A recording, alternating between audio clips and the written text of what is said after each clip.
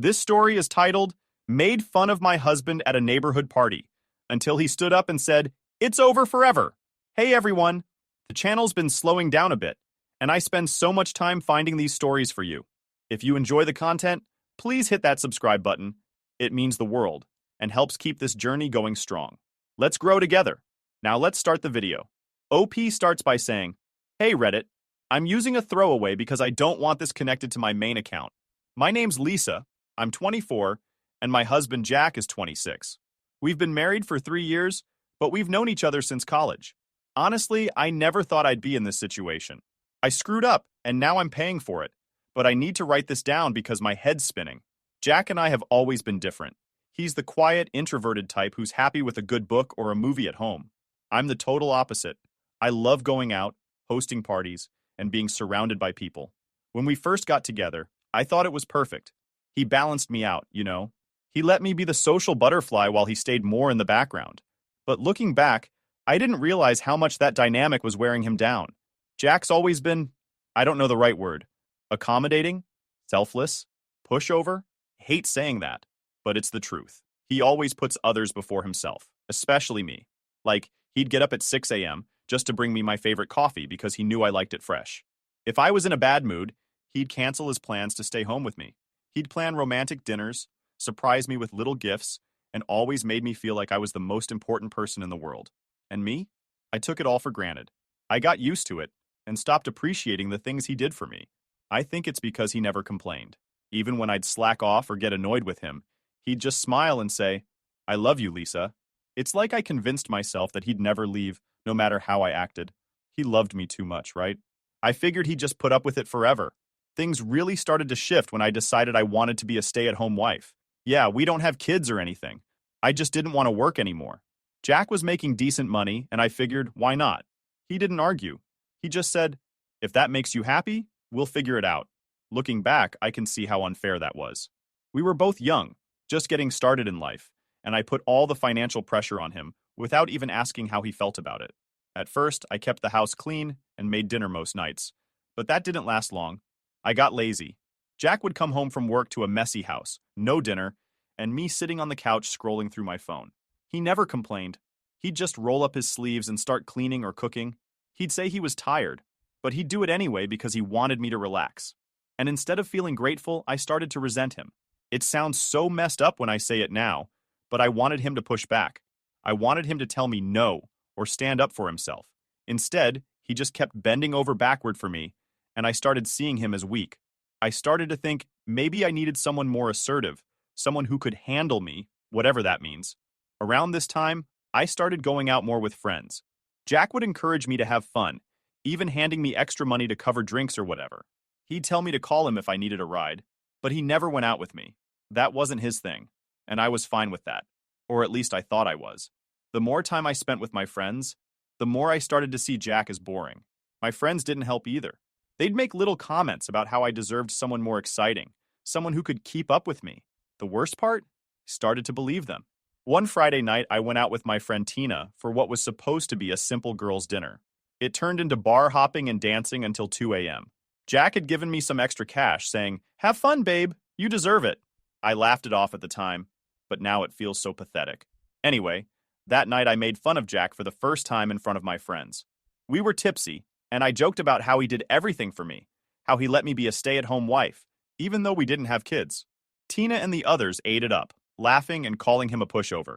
In that moment, I felt powerful, important, I don't know, but it felt good to have their attention, even if it was at Jack's expense.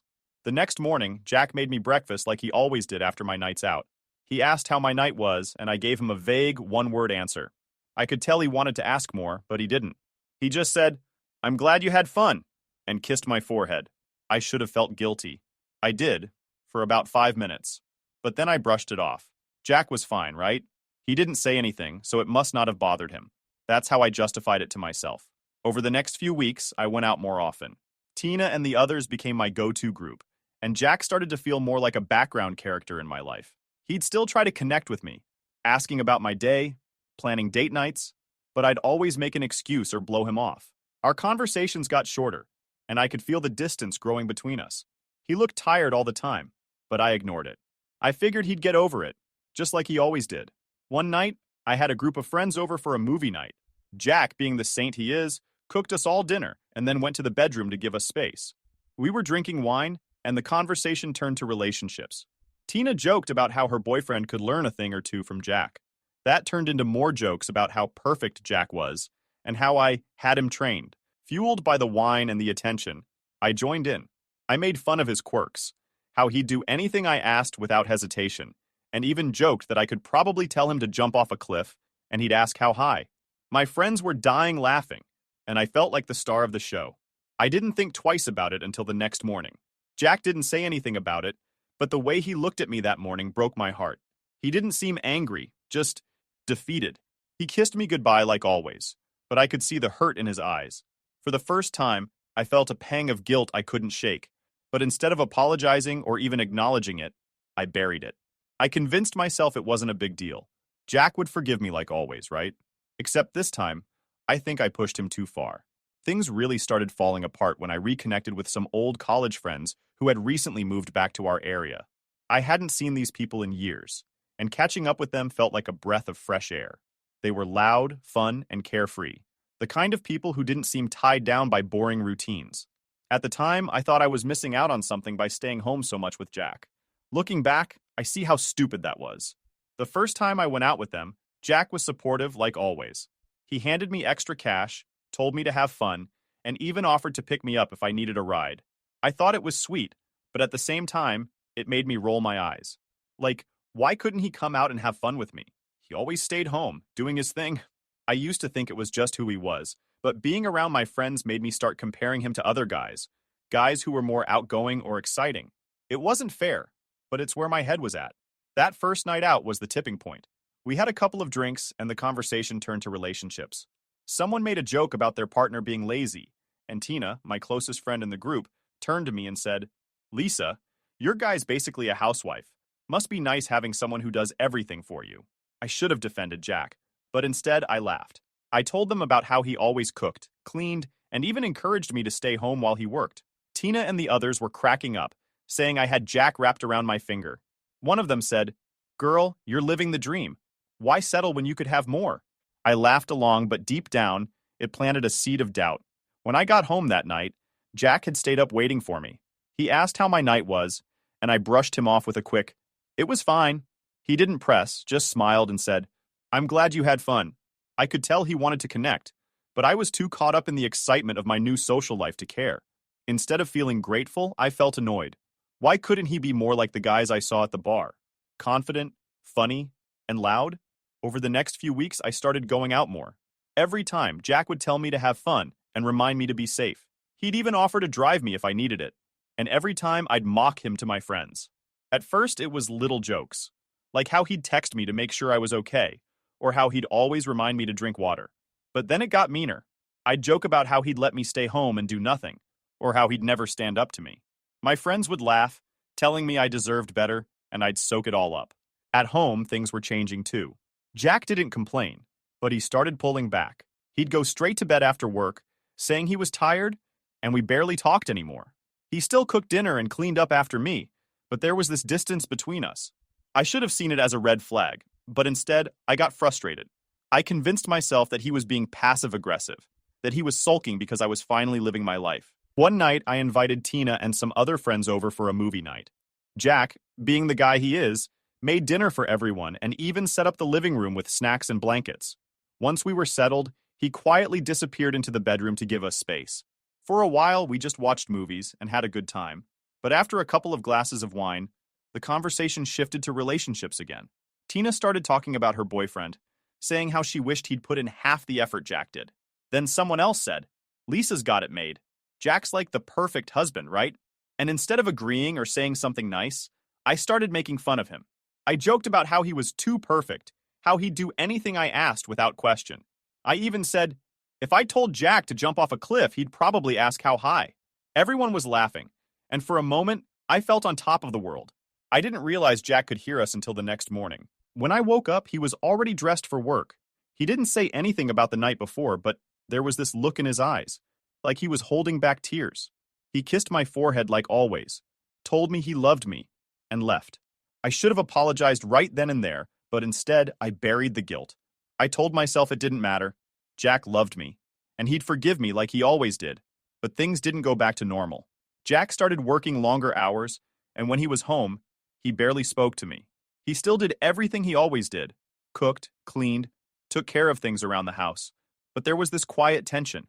It's like he was still trying, but his heart wasn't in it anymore. I ignored it, thinking it was just a phase. I didn't realize how much damage I'd already done. Around this time, I started noticing a shift in how our friends treated Jack. At first, it was subtle, little jokes here and there about how he was whipped or too accommodating. But over time, they stopped taking him seriously. They'd roll their eyes when he spoke or interrupt him in conversations. And instead of defending him, I joined in. I laughed when they made jokes about him, even added my own comments. I thought Jack didn't notice, but he did. I could see it in the way he'd smile at their jokes, even though his eyes told a different story. He'd laugh along, saying things like, "As long as Lisa's happy, I'm happy." But there was this flicker of pain he couldn't hide. I should have stopped it. I should have told our friends to show him some respect, but I didn't. The worst part is, Jack's few remaining friends started pulling away too. They'd tell him he deserved better, that he needed to stand up for himself, but he'd always defend me. "Lisa's just going through a phase," he'd say. "She doesn't mean it." I think that was the beginning of the end for us. The more Jack defended me, the weaker I thought he looked. And the weaker he looked, the less respect I had for him. It became this toxic cycle, me pulling away, him trying harder, and both of us pretending everything was fine. I started spending more time with Tina and her group. They encouraged my behavior, telling me I could do better than Jack, that I was settling, and I believed them. Jack, on the other hand, kept shrinking into himself. He focused more on work, avoided social events, and gave me even more space. I thought it was what I wanted, but instead, it made me resent him even more. Looking back, I can see how unfair I was to Jack. He was doing everything he could to hold us together, and I was too selfish to see it. I let my insecurities and need for validation ruin the one good thing I had, but at the time, I didn't care. I thought Jack would always be there, no matter what. I thought he loved me too much to ever leave. I was wrong. The breaking point came on what should have been just another neighborhood barbecue. Jack and I had been invited to our neighbor's house for one of their regular get-togethers. These parties were common in our tight-knit community, and while Jack wasn't the most social guy, he always made an effort. He'd usually handle the grill, make sure everyone had what they needed, and stay on the sidelines while I mingled with our friends. This time wasn't any different, at least not at first. It was a sunny day, and everyone seemed in good spirits. Jack was helping at the grill, making burgers and hot dogs while chatting with a few of the guys. I barely noticed him. I was too busy hanging out with Tina and our group, sipping on drinks and catching up. The party was lively, and as always, the conversation drifted to relationships. One of the women in the group started complaining about her husband not helping around the house, and someone else chimed in about how their partner never planned dates or paid attention to them. Then, as if on cue, all eyes turned to me. "Lisa, you're so lucky," Tina said with a laugh. "Jack's basically the perfect husband, right? He does everything for you." I should have smiled and agreed.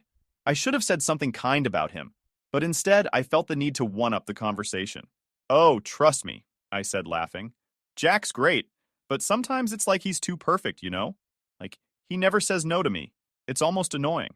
The group laughed, and Tina pushed me further. "Seriously, what's it like to have a guy who just does whatever you want? You must feel like a queen." I leaned into it. "I mean, yeah, I guess. He's so accommodating, it's kind of funny. I could probably tell him to jump off a cliff, and he'd just ask how high."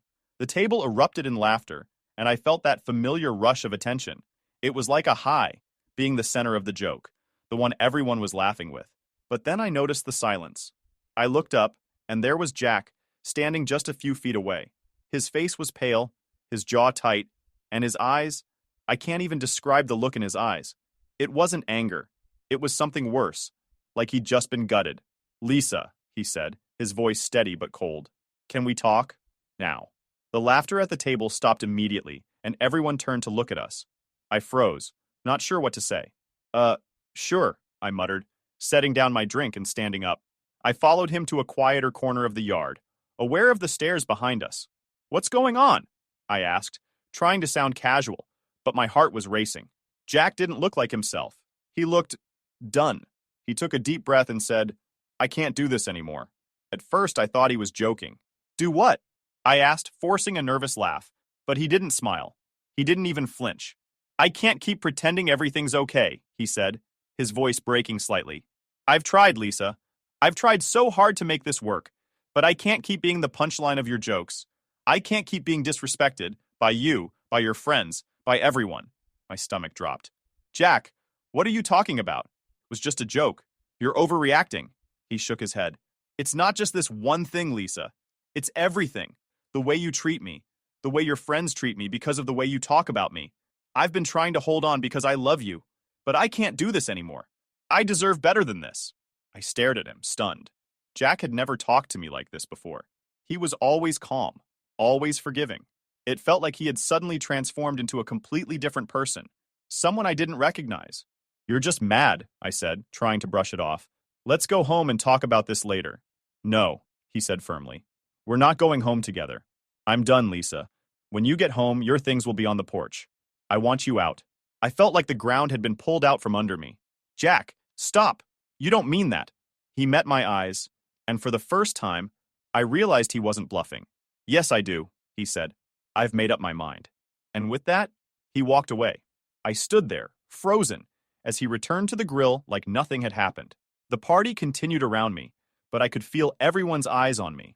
They didn't know exactly what had been said, but it was obvious something had just gone very, very wrong. I wanted to cry, to scream, to make him take it back, but I couldn't move.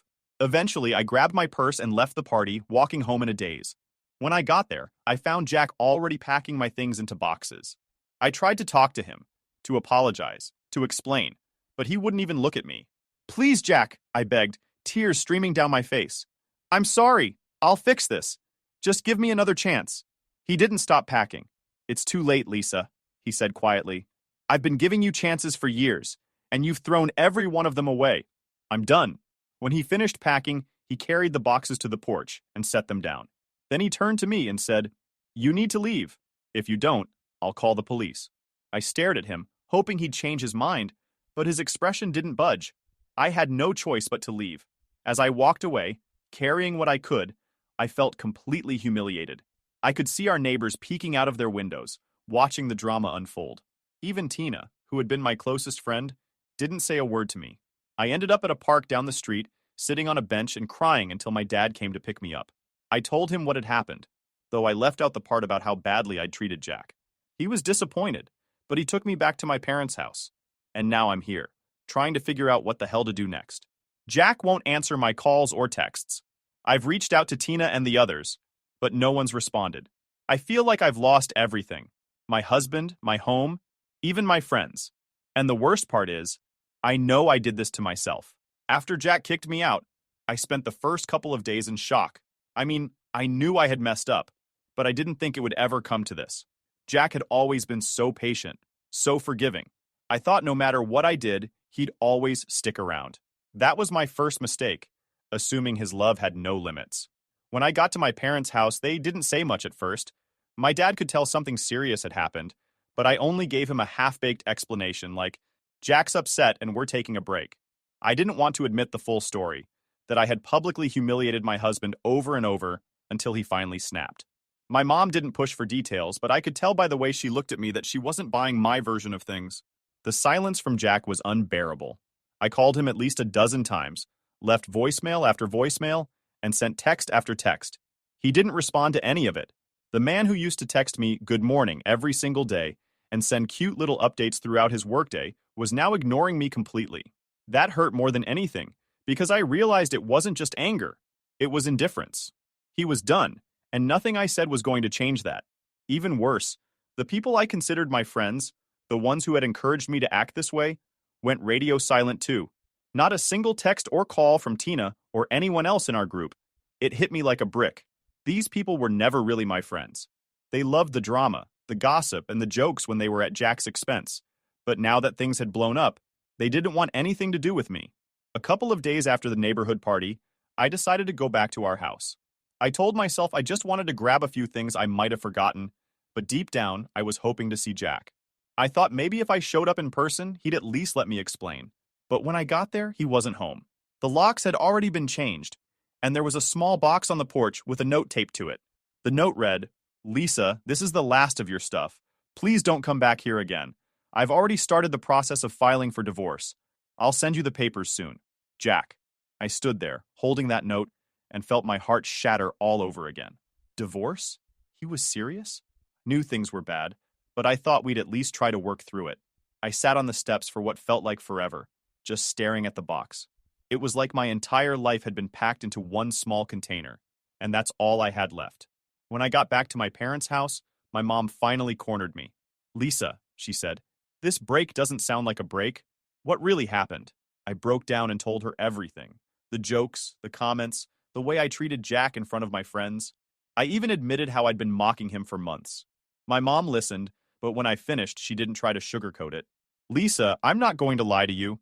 What you did was awful. Jack has every right to be upset. Hearing that from her stung, but I knew she was right. I started crying again, saying I didn't know why I acted the way I did, why I pushed him so far.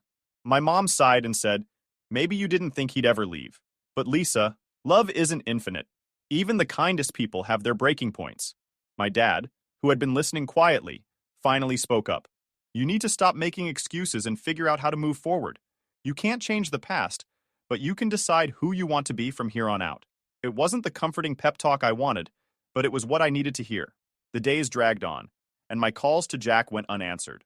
I started checking social media, desperate to get some glimpse into his life. That's when I noticed something that made my stomach drop. Jack looked happy. A neighbor had posted photos from the party, and there he was, smiling and laughing with people after I'd left. I hadn't seen that kind of smile from him in years. It was like a punch to the gut.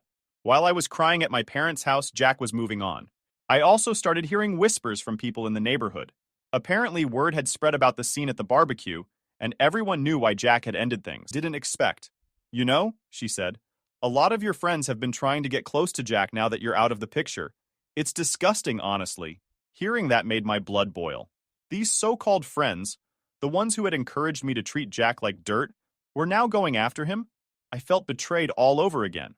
But at the same time, it just confirmed what I already knew. They were never really my friends. They were just users. The kind of people who thrive on drama and don't care who they hurt in the process. That night, I blocked Tina and everyone else from my social media. I didn't want to see or hear anything about them ever again. If Jack was smart, he'd keep his distance too. At this point, I realized I had hit rock bottom. I didn't have my husband, my home, or my friends. All I had was the mess I had made, and I had to figure out how to clean it up. For the first time in years, I thought about what Jack must have felt all those nights I ignored him, mocked him, or dismissed his efforts. It was a heavy realization, and it crushed me. I didn't know how to fix things with Jack, or even if I could, but I knew one thing for sure. I had to fix myself first. After the fallout from the neighborhood party and Jack's final decision to leave, I had no choice but to confront my reality. My husband was gone. My so-called friends had vanished, and I was back living with my parents like I was 18 again. It felt like I'd lost everything I had spent years building. But the hardest part wasn't the loss. It was the realization that I had caused it all. Jack's silence was deafening. Days turned into weeks, and he still wouldn't answer my calls or texts. I tried writing him letters, apologizing, and explaining how I wanted to change, but I couldn't even bring myself to send them. What could I say that he hadn't already heard before?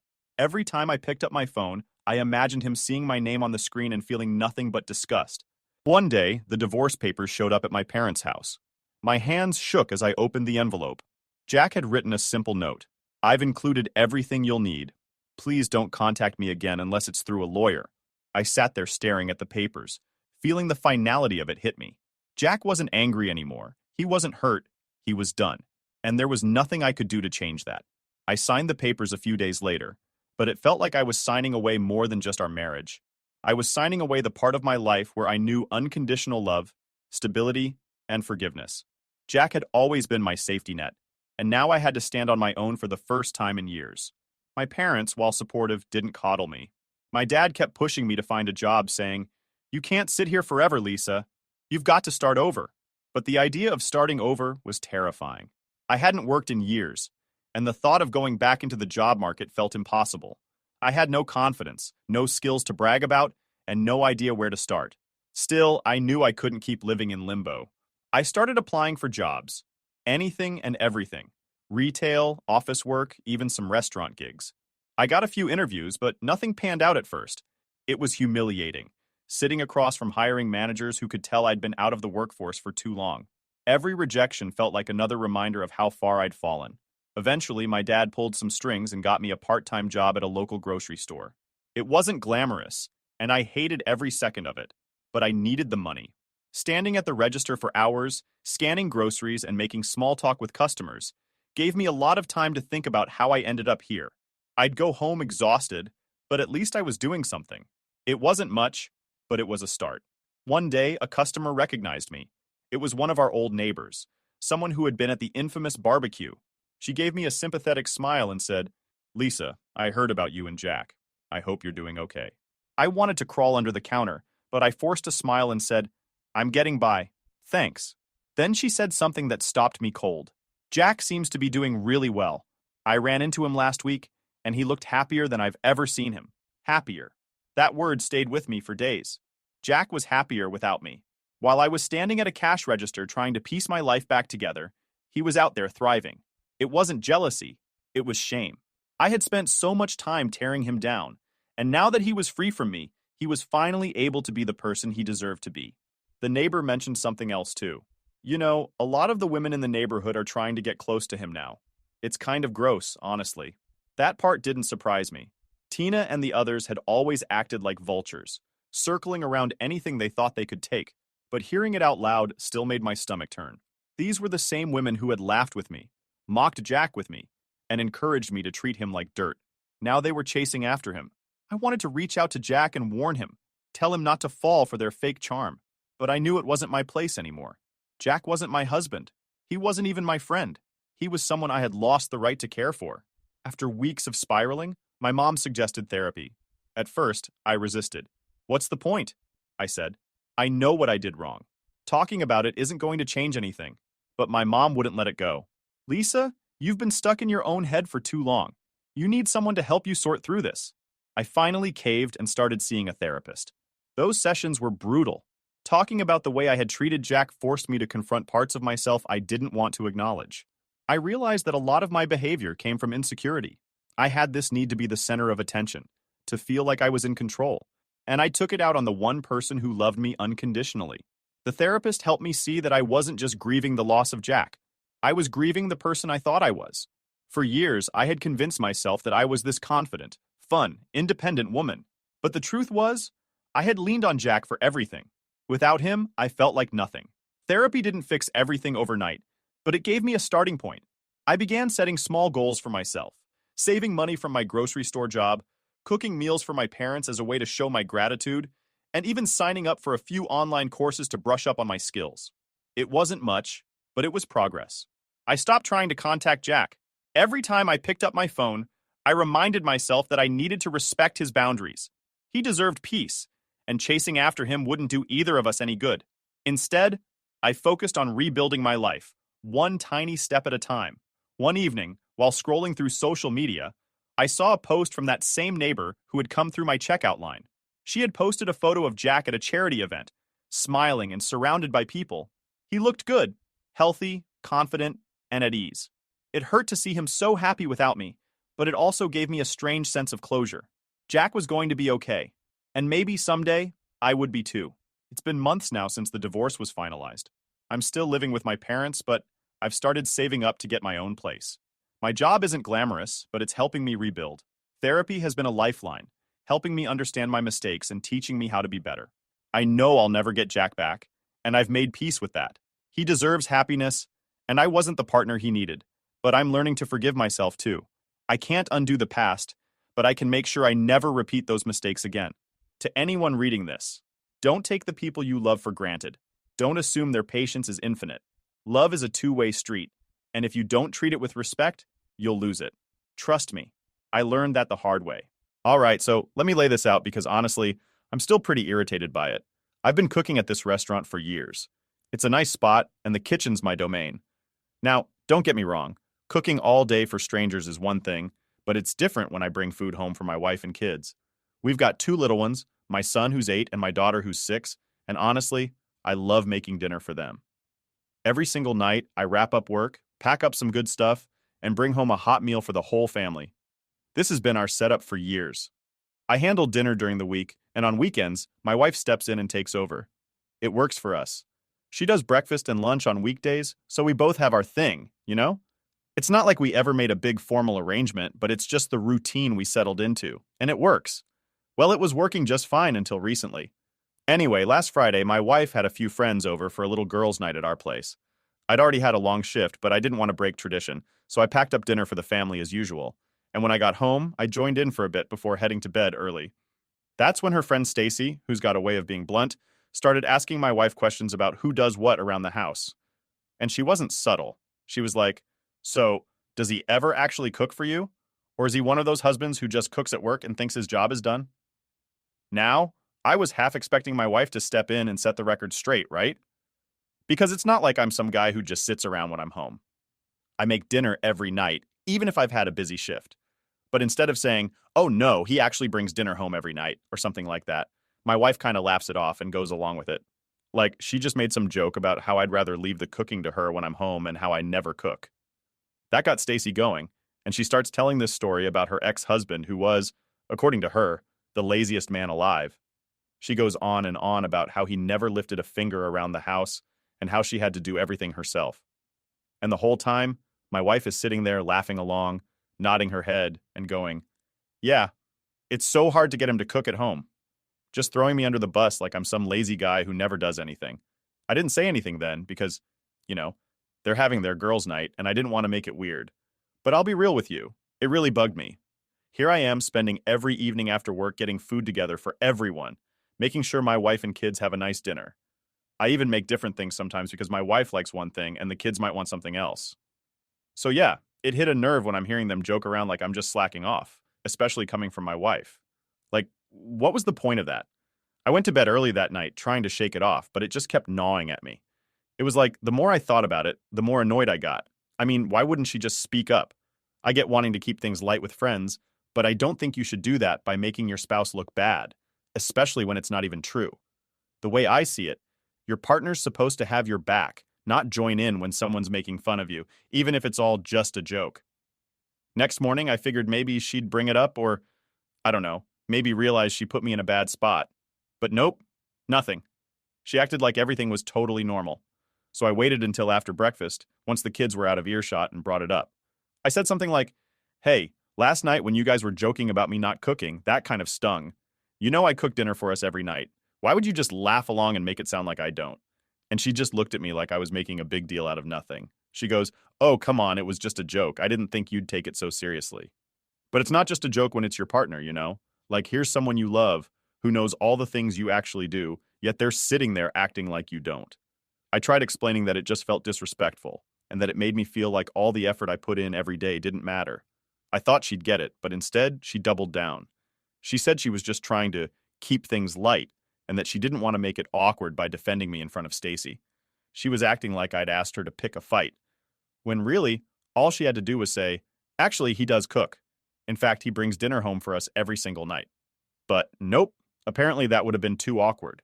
She told me to just let it go and stop being so sensitive, which honestly just added fuel to the fire. I tried to stay calm, but it was pretty clear we weren't seeing eye to eye on this at all. At that point, I didn't really know what else to say. Felt like whatever I said was just going to bounce off. So I let it go, at least for the time being. I went about my day, took the kids out for a bit, tried to just cool off. But in the back of my mind, it still felt like this weight sitting there, reminding me that my own wife thought so little of what I do for our family that she'd rather laugh it off with her friend than stand up for me. So that was my Friday night and the entire weekend. And yeah, I know some people might say I'm overreacting, but it's not about the joke itself. It's about what it represents, right? I'm putting in effort every day, making sure there's good food on the table for everyone.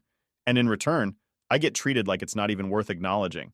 Maybe it's a small thing, but it's hard to forget about it when it feels like all that work, all those evenings making sure my family has a nice meal, got thrown under the bus for the sake of a quick laugh, just leaves you wondering where you stand, you know?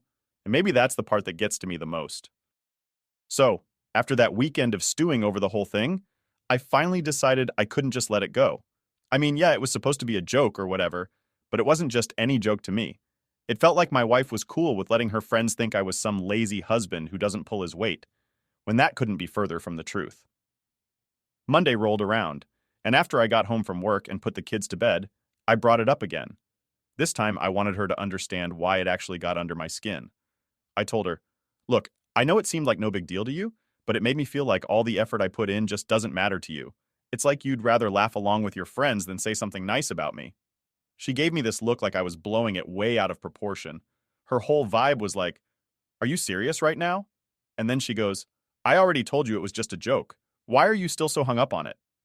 I was trying to stay calm, but it was getting harder to keep my cool. I told her, "Because it's not just about the joke. It's about the fact that you didn't even correct her. It's one thing to laugh about something, but another to just sit there and let your friend think I don't do anything. It's like you'd rather let them believe that than actually stand up for me." And that's when she got defensive. She started saying how she didn't want to make it awkward in front of her friend, that she was just trying to avoid any weird vibes. But to me, it felt like she was avoiding weird vibes at my expense. I couldn't help but say, "So it's better to make me look bad than to make your friend feel uncomfortable." She sighed like I was missing the point completely and goes, "I'm sorry if it came off that way, but it wasn't like that at all. I just didn't want to make it awkward by arguing with Stacy about something so trivial." At this point, I was beyond frustrated. She wasn't getting it at all. It was like she'd rather make me feel like a joke than risk her friend having an awkward moment. And yeah, maybe it was a small thing, but it didn't feel small when I was the one being thrown under the bus. So I told her, "I don't get how you think it's trivial when I'm the one doing this every day. You think I'm happy to come home, tired from work, and still make dinner every night? I do it because I want to, but it would be nice to feel like it's at least noticed.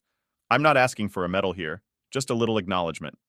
She crossed her arms and just stood there, giving me that look people give you when they think you're making a mountain out of a molehill. And then she says, "Well, maybe I just thought you'd let it go because it was one comment. It was like a wall was between us." I was trying to explain how her not standing up for me made me feel like she didn't respect what I do, and she just kept brushing it off, acting like I was overreacting. So I said, "All right, if it's no big deal to you, then maybe I'll just stop bringing home dinner. Then you won't have to feel awkward or cover for me, since apparently I'm not doing much anyway." I thought maybe that would get through to her, but instead, she rolled her eyes and laughed, saying, "Oh, don't be ridiculous. You're really going to stop bringing dinner home just because of one little joke?" At that point, I was done. I didn't even want to keep arguing because it was clear she wasn't going to get it. I just looked at her and said, "Fine, I guess we'll see." Then I went to bed because I didn't see the point of dragging this out when she wasn't listening. The next day, I went to work, and I decided I'd actually follow through. I still brought food home for the kids because I didn't want them to get caught up in this, but I didn't bring anything for her. I figured if it's really no big deal, then she won't care, right? When I got home that night, I could see her eyeing the takeout bags, clearly expecting her share like usual. And when she realized there was nothing for her, she looked at me like I'd grown a second head. She goes, "So you're really not bringing me anything now?" I just shrugged and said, "Well, you don't think I cook anyway, so I figured you wouldn't mind handling dinner yourself." Her face went red, and she was clearly annoyed. She muttered something under her breath and headed to the kitchen to make herself a sandwich. I could tell she wanted to argue about it again, but I think she realized I wasn't in the mood to keep going in circles. Over the next couple of days, I stuck to my plan. I'd come home with food for the kids and nothing for her. Each night, she'd give me that annoyed look but wouldn't say anything. It was a quiet but tense standoff, with her clearly waiting for me to break. And honestly, a part of me was hoping she'd just get the point and realize that maybe I wasn't being so unreasonable after all. But every night, it was the same. She'd make her own food, shoot me that look, and we'd go to bed without really talking. At one point, I wondered if I was dragging it out too far. But then I'd remember how she'd laughed along with her friend, acting like everything I do didn't matter. That frustration kept me going. Finally, one night as I was tucking the kids in, my son asked, "Dad, how come you're only bringing food for me and sister? Doesn't Mom want any?" Kids, man. They pick up on stuff faster than you'd think. I didn't want to drag him into it, so I just said, "Mom's making her own food this week, buddy." He looked confused but didn't press it. It's funny because I felt kind of petty, but at the same time, I didn't feel wrong. I'd tried talking to her, tried to explain why it bugged me, and she just brushed it off. I felt like this was the only way to make her see I was serious. If she wasn't going to appreciate what I do every day, then maybe she should see what it's like without it. I'll admit, part of me wanted her to just apologize, say something like, "Hey, I didn't mean to make you feel like your work doesn't matter." But I didn't want to hold my breath for that. For now, all I could do was stick to my guns and see if she'd come around. And so, another day went by. Same routine, food for the kids, nothing for her, and that look from her every night, like she was daring me to give in. It felt like a weird sort of stalemate, neither of us willing to back down. But for the first time in a while, I didn't feel like the one getting stepped on. So a few days into this quiet standoff, I noticed my wife's patience was starting to crack. She didn't like me not bringing her food every night, even if she was trying to act like it wasn't bothering her. Every time I came home with just enough for the kids, she'd do that thing where she'd give me a quick look, like she was waiting for me to hand over a meal for her. But then, she'd turn and go make something for herself. Now, here's where it gets interesting. Instead of just coming out and talking about it, she started leaving hints. It was little things at first. One night, she sighed loudly while she was making herself a sandwich, like she wanted me to ask what was wrong. Another night, she mentioned how tiring it was to have to cook after a long day, which was kind of funny considering this was exactly the situation I'd been in all along. But, of course, I didn't say anything. I just went on with my night, pretending I didn't hear her dropping those hints. Then, on Friday night, things got more direct. I got home with dinner for the kids, and she was sitting in the living room, scrolling on her phone. I could tell she'd been waiting for me, probably hoping I'd break and bring her something. When she saw I hadn't, she just sighed and said, "Really? You're still doing this?" I just looked at her and shrugged, saying, "Well, you don't think I do anything, so I figured I'd give you a taste of what that's like." That's when she lost her cool a bit. She stood up, put her hands on her hips, and said, "This is getting ridiculous, don't you think? I get it, you're mad, but I already told you it wasn't meant to be taken seriously." I wasn't backing down, though. I told her if it's not a big deal, then why does it bother you so much? You laughed along with your friend like I'm just some guy who can't be bothered to cook for his own family. So I don't know, I'm just giving you a break from my non-cooking. She huffed and looked away, like she was trying to keep her temper in check. Then she goes, "It's not about that. It's about you refusing to move on from something that wasn't even meant to hurt you. I thought you'd understand I was just trying to keep things light with Stacy." I took a breath, trying not to snap back. It was like we were just going in circles with this. You know, it's not hard to just say, "Hey, my husband actually cooks every night." Why is that such a big deal to you? I don't get it. You didn't even try to stand up for me. You just went along with it. She looked at me, and for the first time, I could see she didn't have a quick response. She opened her mouth, then closed it, like she was actually thinking about it. I figured this was the moment I'd been waiting for. Maybe she'd finally understand why it bugged me so much. But instead, she just shook her head and went, "Well, I still don't get why you're so bent out of shape over one joke." And with that, she walked off into the kitchen, probably to make herself something to eat. I was frustrated, obviously. Felt like I'd hit a wall with her. I went to check on the kids, tucked them in, and then went to bed, just trying to let it go for the night. But I couldn't shake the feeling that we were just going to keep doing this until one of us broke. Next day, things were tense. We both did the usual routines with the kids, acting normal enough in front of them, but the second they weren't around, it was like we were both ignoring each other. I kept expecting her to try and talk about it, but she just kept doing her own thing. It was like we were both too stubborn to make the first move, and neither of us was going to back down. Then came Sunday morning. Normally, weekends are her cooking days, but this time she just sat in the kitchen, sipping her coffee and scrolling on her phone like she was waiting for something. Finally, she looked up at me and said, "So, you're just going to sit there and not help at all?" I knew where this was going, but I figured I'd play along a bit. "I thought you'd be happy to get a break from all my non-cooking." That really set her off. She put her coffee down and finally came out with it. "You're being really petty. You know that? You're dragging this out way too far just to make a point." "Maybe I wouldn't have to make a point if you'd just apologized instead of brushing it off," I said, keeping my tone as calm as I could manage. "I don't get why that's so hard. All I wanted was for you to say you're sorry for making me look like a deadbeat in front of your friends."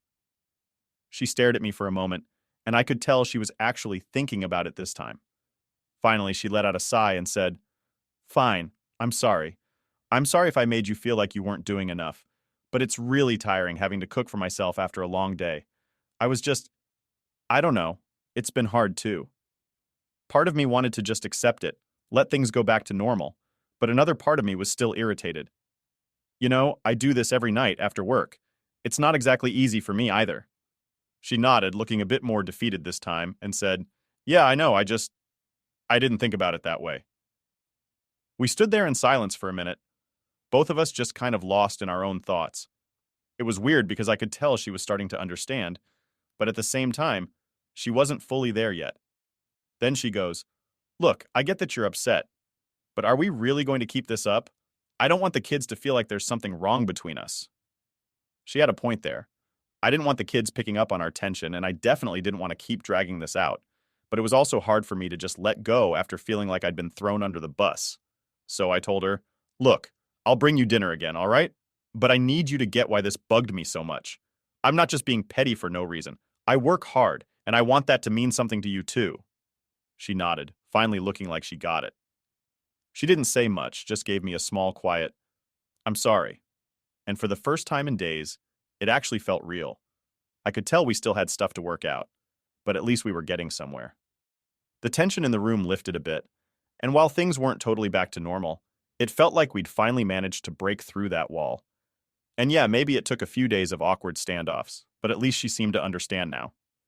For the first time since this whole thing started, I felt like maybe we were on the same page, or at least close to it. After our conversation, things felt lighter, but not entirely back to normal. We weren't at each other's throats or anything, but there was still this leftover tension, like a rubber band stretched too tight. I could tell my wife felt awkward too, and I wasn't sure if it was because she genuinely felt bad or if she was just waiting for me to move on already. Either way, the silent tension was a lot better than the arguments, so I decided to go with it. So that Monday, I went back to bringing home dinner for everyone. I was ready to get back to the usual routine, partly because I missed it and partly because I wanted things to feel normal again. And look, even though I was still kind of annoyed, I wanted to put it behind us. At some point, you just have to decide that moving forward is better than holding a grudge, right?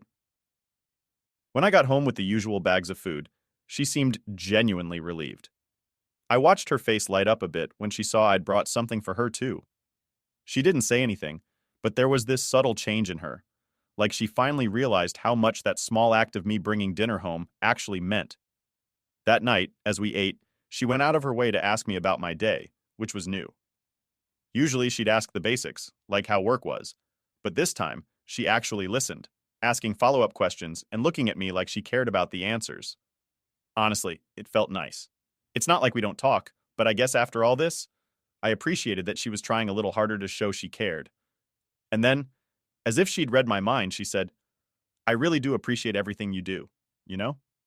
It caught me off guard, and I looked up at her, trying to figure out if she was just saying it or if she actually meant it.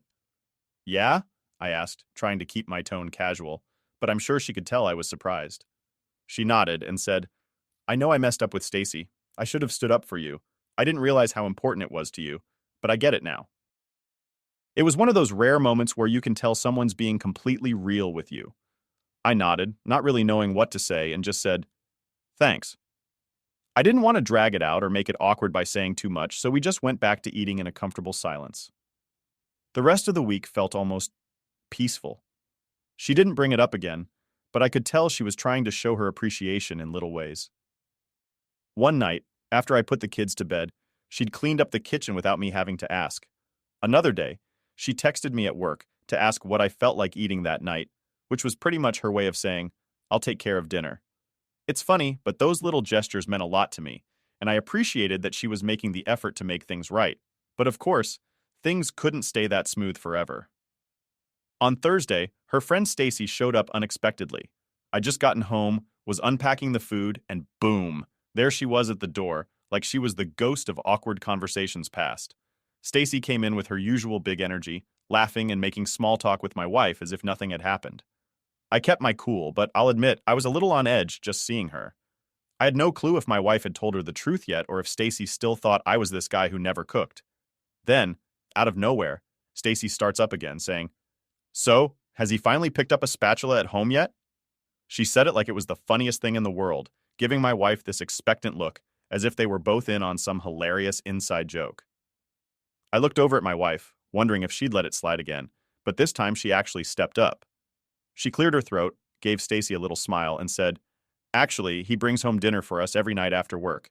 He's been doing it for years." There was a bit of an awkward pause as Stacy looked back and forth between us, clearly caught off guard. "Oh, I didn't know that," she said, her tone a bit thrown off. She let out a weird little laugh and quickly moved on, talking about something else.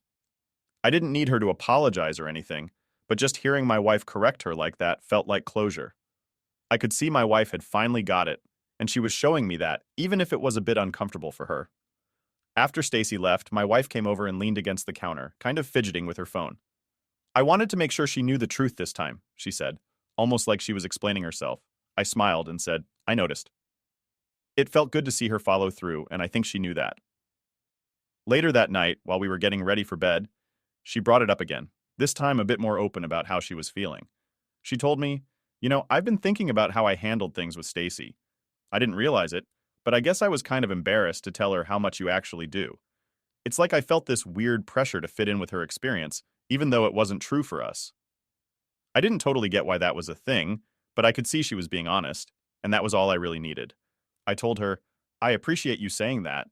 It's just that, to me, all the stuff I do, it's not just for show. I want to be a good husband and dad, and it sucks when people think I'm the opposite. She nodded, saying, I get it now. I'm sorry it took me so long. I didn't push it further because, honestly, that was enough for me. We both had a bit to learn from this, and I could see she was making the effort to meet me halfway. By now, I was just ready to leave it behind us. In the end, the whole situation was a lot, but it brought us closer in this weird way. I felt like we understood each other a bit better, and that's something I wasn't expecting. If you'd told me a week ago that this little joke situation would lead to some deep conversations about marriage and respect, I'd have laughed. But here we were, coming out the other side of it a bit stronger, and that felt like a win to me. So as we went to bed that night, there wasn't any leftover tension, just a sense that we were both back on the same team, and that's all I really wanted in the first place. After everything settled down, it honestly felt like a weight had been lifted. Things got back to normal pretty quickly after my wife had her talk with Stacy and admitted that I'd been cooking all along. The kids didn't notice much of anything during our little standoff, which was good, but even they seemed to sense things were a bit lighter at home now. For the first time in a while, everything just felt easy. No underlying tension or awkward silences. I went back to my usual routine of bringing dinner home each night. And I know it sounds weird, but it actually felt better than before, like I was finally being appreciated for it. My wife didn't have to say anything anymore. She just showed it in the little things. She'd set the table or clean up afterward without me even asking, which was new. It's like she'd finally noticed what I'd been doing all along, and that little bit of recognition made a world of difference to me. The week after our big talk, we had one of those rare nights where we actually had time to just sit and talk without interruptions. The kids were busy with their school projects, so we found ourselves sitting at the table, just the two of us, sharing a meal I'd brought home. At first, it was just the usual small talk about our days, but then she surprised me with something. She put down her fork and looked at me, saying, I've been thinking about what you said, about how you want to be a good husband and dad.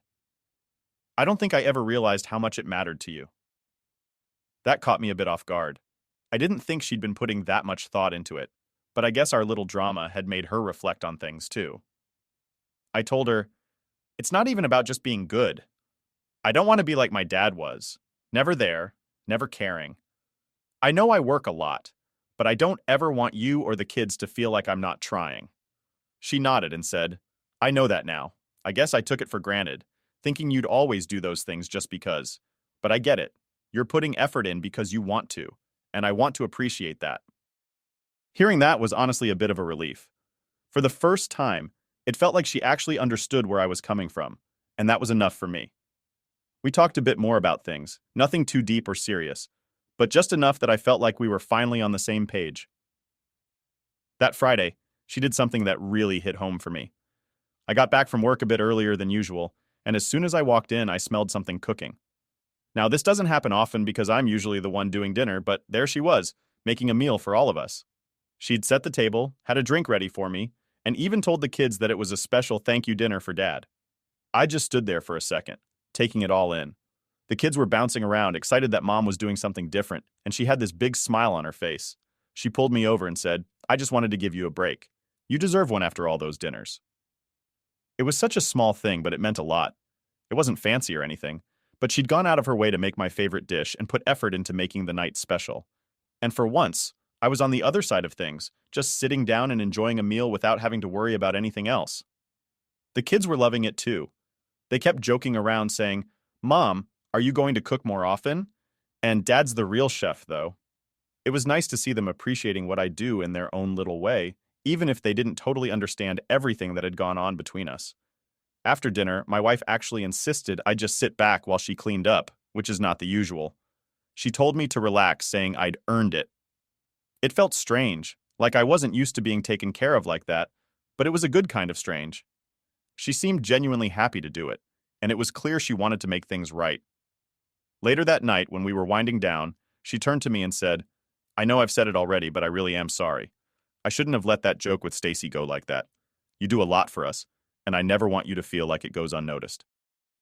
I didn't have much to say in return. I just thanked her and said that the whole situation made me realize how important it was to feel seen in our own home. We're not perfect, but I feel like this whole thing brought us a little closer, helped us both understand what we want from each other. Since then, it's been easier. We fell back into our usual routines, but it feels like we're both a bit more thoughtful. She's not just assuming I'll handle everything, and I'm not holding on to any resentment about her jokes with Stacy. We're communicating better, and honestly, I feel like we both grew from it. I've always thought relationships take work, but sometimes it's the smallest issues that bring out the biggest lessons. So, yeah, it was just a little misunderstanding that spiraled for a bit, but we're stronger now for it.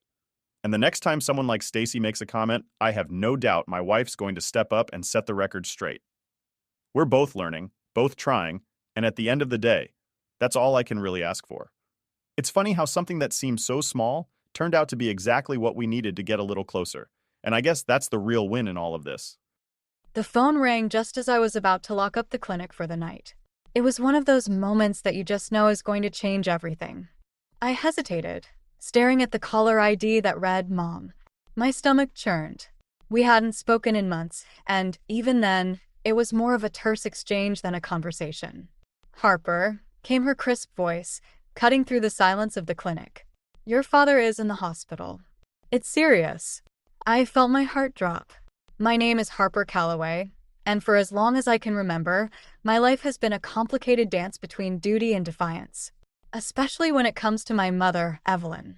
Is he okay? I asked, trying to keep my voice steady. He's stable for now, but you should come. He needs you, she replied, her words laced with an unspoken expectation. There it was. Not a request, but a demand. Memories of past betrayals flooded back, like when I was 19 and pregnant, and Evelyn decided that my future was more important than my choice. Her version of love always came with strings attached, and I was tired of being her marionette. I took a deep breath, trying to suppress the tide of emotions. I'll be there, I said, knowing I had to see my father, Thomas, the silent bystander in Evelyn's schemes. Hanging up, I leaned against the counter, the sterile smell of disinfectant doing little to calm my racing mind. My father, with his quiet presence, had always been my ally, even if he rarely stood up to Evelyn. The thought of him ill and vulnerable tugged at my heart more than I wanted to admit. As I drove home, the streetlights blurred into streaks of gold against the darkening sky. I thought about the last time I was at my parents' house, the tension so thick it was almost suffocating. Evelyn's obsession with appearances had always been at odds with my desire for authenticity. She wanted a perfect daughter to match her perfect life, but I had other plans. Marcus, my husband, was waiting for me when I got home. His warm smile and steady gaze were a balm to my frayed nerves. Hey, what's going on? He asked, noticing the worry etched on my face. I sighed, dropping my keys on the table. It's Dad. He's in the hospital. Mom wants me to come. He nodded, pulling me into a comforting embrace. Do you want me to come with you? I shook my head. No, I need to do this alone. But thank you. Marcus understood. He always did. He knew the tangled web of my family dynamics and the emotional toll it took on me. Call me if you need anything, okay? I nodded, grateful for his support. As I packed a bag, I couldn't shake the feeling that this visit would be different. There was a tension in the air, a sense of impending confrontation that both scared and invigorated me. The drive to my parents' house felt like a journey into the past. Every mile brought back memories of Evelyn's controlling nature and the pressure to conform to her high standards. But it also reminded me of my father, his quiet support, even when he didn't have the courage to stand up to her. Arriving at the hospital, I was greeted by the sterile scent of antiseptic and the low hum of machinery.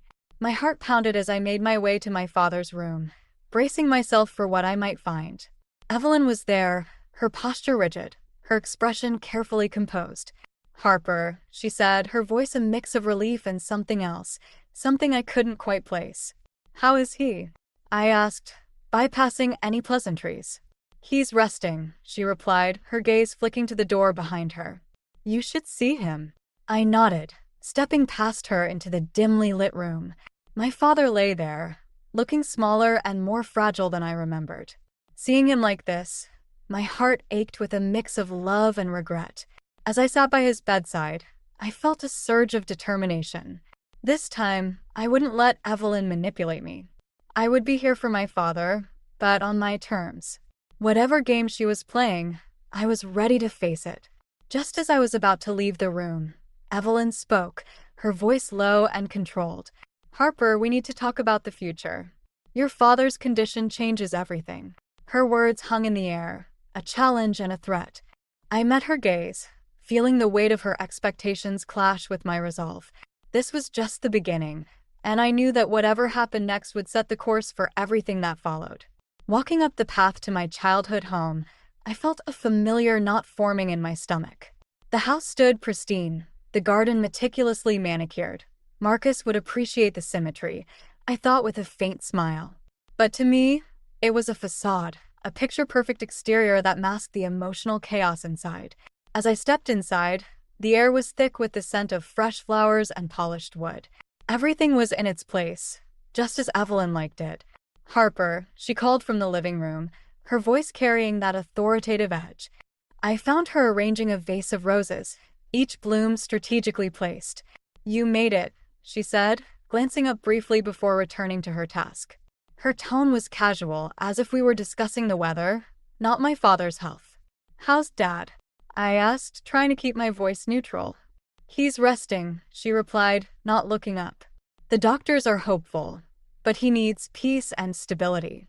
I nodded, though I knew what she really meant. Peace and stability were her code for control. I watched her for a moment, noting the tension in her shoulders, the way she avoided eye contact. It was as if she was playing a role, the concerned wife, the doting mother, all while orchestrating the scene. "Evelyn," I started, choosing my words carefully, "I want to be here for Dad, but I need to know what's really going on."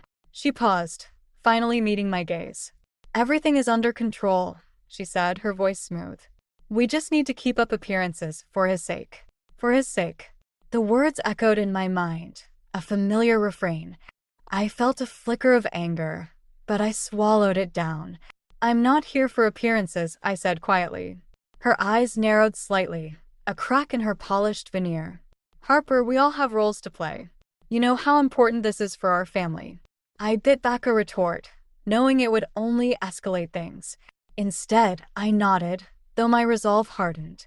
This time, I would not be swept into her games. The rest of the day passed in a blur of polite conversations and stilted silences. I checked on my father, who was asleep, his breathing steady but shallow. Seeing him like this, I felt a mix of sadness and determination. I had to be here, but on my terms. Later, as I sat on the porch, Evelyn joined me, a glass of iced tea in her hand. "It's been a while since you were last here," she said, her tone almost conversational. "Yeah," I replied, watching the sun dip below the horizon. "Life gets busy." She nodded, sipping her drink. "I heard you and Marcus are doing well." "We are," I said, feeling a warmth at the mention of his name. "He's been really supportive." "Good," she said, though there was a hint of something else in her voice, envy, perhaps, or regret. "It's important to have someone reliable." I turned to look at her, searching for any sign of sincerity. "Why did you really call me here, Evelyn?" She hesitated, a rare moment of vulnerability flickering across her face. "Harper, I need you to help manage things. The school board is watching, and with your father's condition." There it was. The truth, or at least part of it. Her need to maintain her image, to keep everything looking perfect from the outside. "I'm here for Dad," I said firmly. "But I won't be part of any charade." She stiffened, her composure slipping for just a second. "This is about family," she insisted. "Family," I repeated, the word heavy with irony. "I'm here for Dad, and I'll help where I can. But I won't pretend everything's fine when it's not." Evelyn said nothing, her silence more telling than any argument. As the evening wore on, I felt a shift, a subtle change in our dynamic. I wasn't the compliant daughter anymore, and she knew it. That night, as I lay in my old room, surrounded by remnants of a past life, I felt a strange sense of clarity. Evelyn might want to use Dad's illness as a pawn, but I wouldn't let her. I had my own path to forge, my own story to tell. Before drifting off to sleep, I thought about Marcus, about the life we were building together. I knew there would be challenges ahead, but for the first time, I felt ready to face them, on my terms, not Evelyn's. And that was a victory in itself. The morning light filtered through the curtains, casting a soft glow over the room. I stood by the window, sipping my coffee, trying to brace myself for whatever the day might bring. The air felt heavy, charged with unspoken words and unresolved tensions. I was pulled from my thoughts by a knock on the door. Evelyn entered without waiting for an invitation, her expression a mix of determination and something else, perhaps desperation. "Harper, we need to talk," she said, her voice tight. I turned to face her, setting my coffee down. "About what?" She hesitated, a rare flicker of uncertainty crossing her face. "The school board is having a meeting next week. They want to discuss Thomas's condition and how it might affect my position." There it was, the real reason for her urgency. Her image, her status, always at the forefront. "And you need me there because?" "Because it would look better if the family presented a united front," she replied, her words carefully measured. I felt a surge of frustration. "You mean if I play along with your version of reality?" "Harper," she said, her tone softening, "this isn't just about me. It's about all of us. The stability of our family." I shook my head, disbelief mingling with anger. Stability? Or control? Her eyes flashed, but she quickly composed herself. "You don't understand the pressure I'm under." "Maybe not," I conceded, "but I do understand the pressure you've put on me." "On Dad." She opened her mouth to respond, but I cut her off. "And what about Logan? Does he know about all this?" Her expression tightened at the mention of my ex-boyfriend. "Logan has nothing to do with this, doesn't he?" I challenged. "He was part of your plans before, wasn't he?"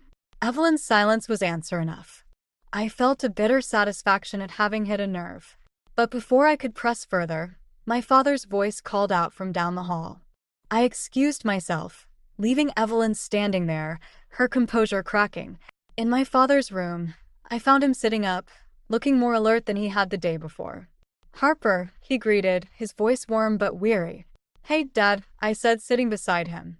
"How are you feeling?" "Better," he replied, though his eyes betrayed his fatigue. "It's good to see you." We sat in silence for a moment, the unspoken words hanging between us.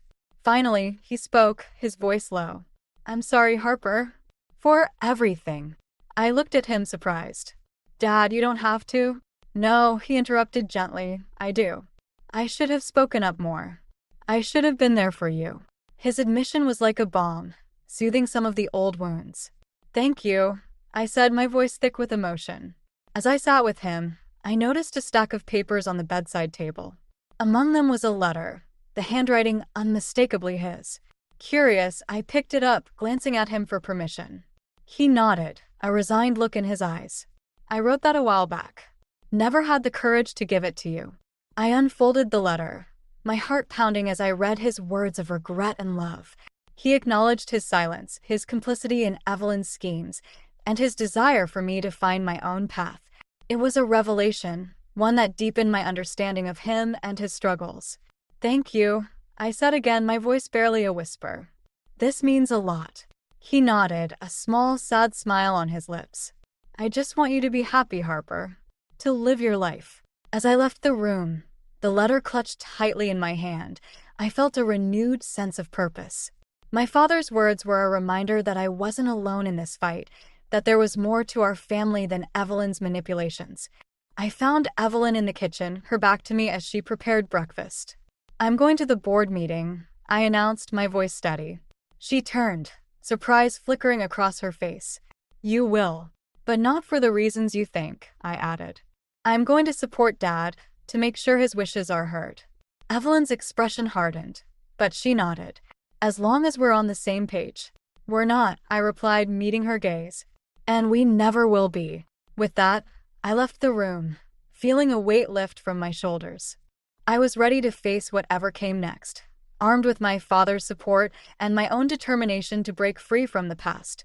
As I stepped outside, the morning air felt crisp and full of promise. I knew the road ahead wouldn't be easy, but for the first time, I felt like I was truly on my own path, and that was a victory worth fighting for. Back at the clinic, the familiar sounds of barking dogs and the hum of activity grounded me, offering a brief respite from the chaos at home. But my mind was still tangled in the web of family drama, and I knew I needed to talk to Marcus. After work, I found him in our small garden, tending to the plants with his usual care. The sight of him, so focused and calm, brought a sense of peace. "Hey," I called, walking over to join him. He looked up, wiping his hands on a cloth. "Hey, how was your day?"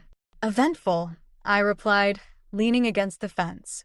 "I need to talk to you about something." He nodded, setting aside his tools. "What's up?" I took a deep breath, the words tumbling out.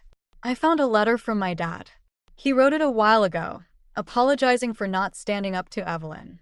It was a lot to take in." Marcus listened, his expression thoughtful. "How do you feel about it?" "Conflicted," I admitted. It's like, on one hand, I'm grateful he acknowledged it. But on the other, it's hard not to feel angry about all the years he stayed silent. He reached for my hand, squeezing it gently. "It sounds like he's trying to make amends in his own way." "Yeah," I said, nodding. "And I want to be there for him. But Evelyn's still trying to control everything."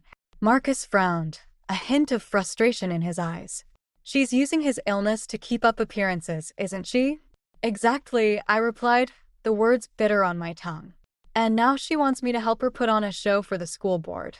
He sighed, shaking his head. "You're not obligated to play her games, Harper." "I know," I said, feeling a surge of determination. "But I can't just walk away. I need to stand up for Dad and for myself." Marcus nodded, his support unwavering. "Whatever you decide, I'm here." His reassurance was a balm, giving me the strength I needed.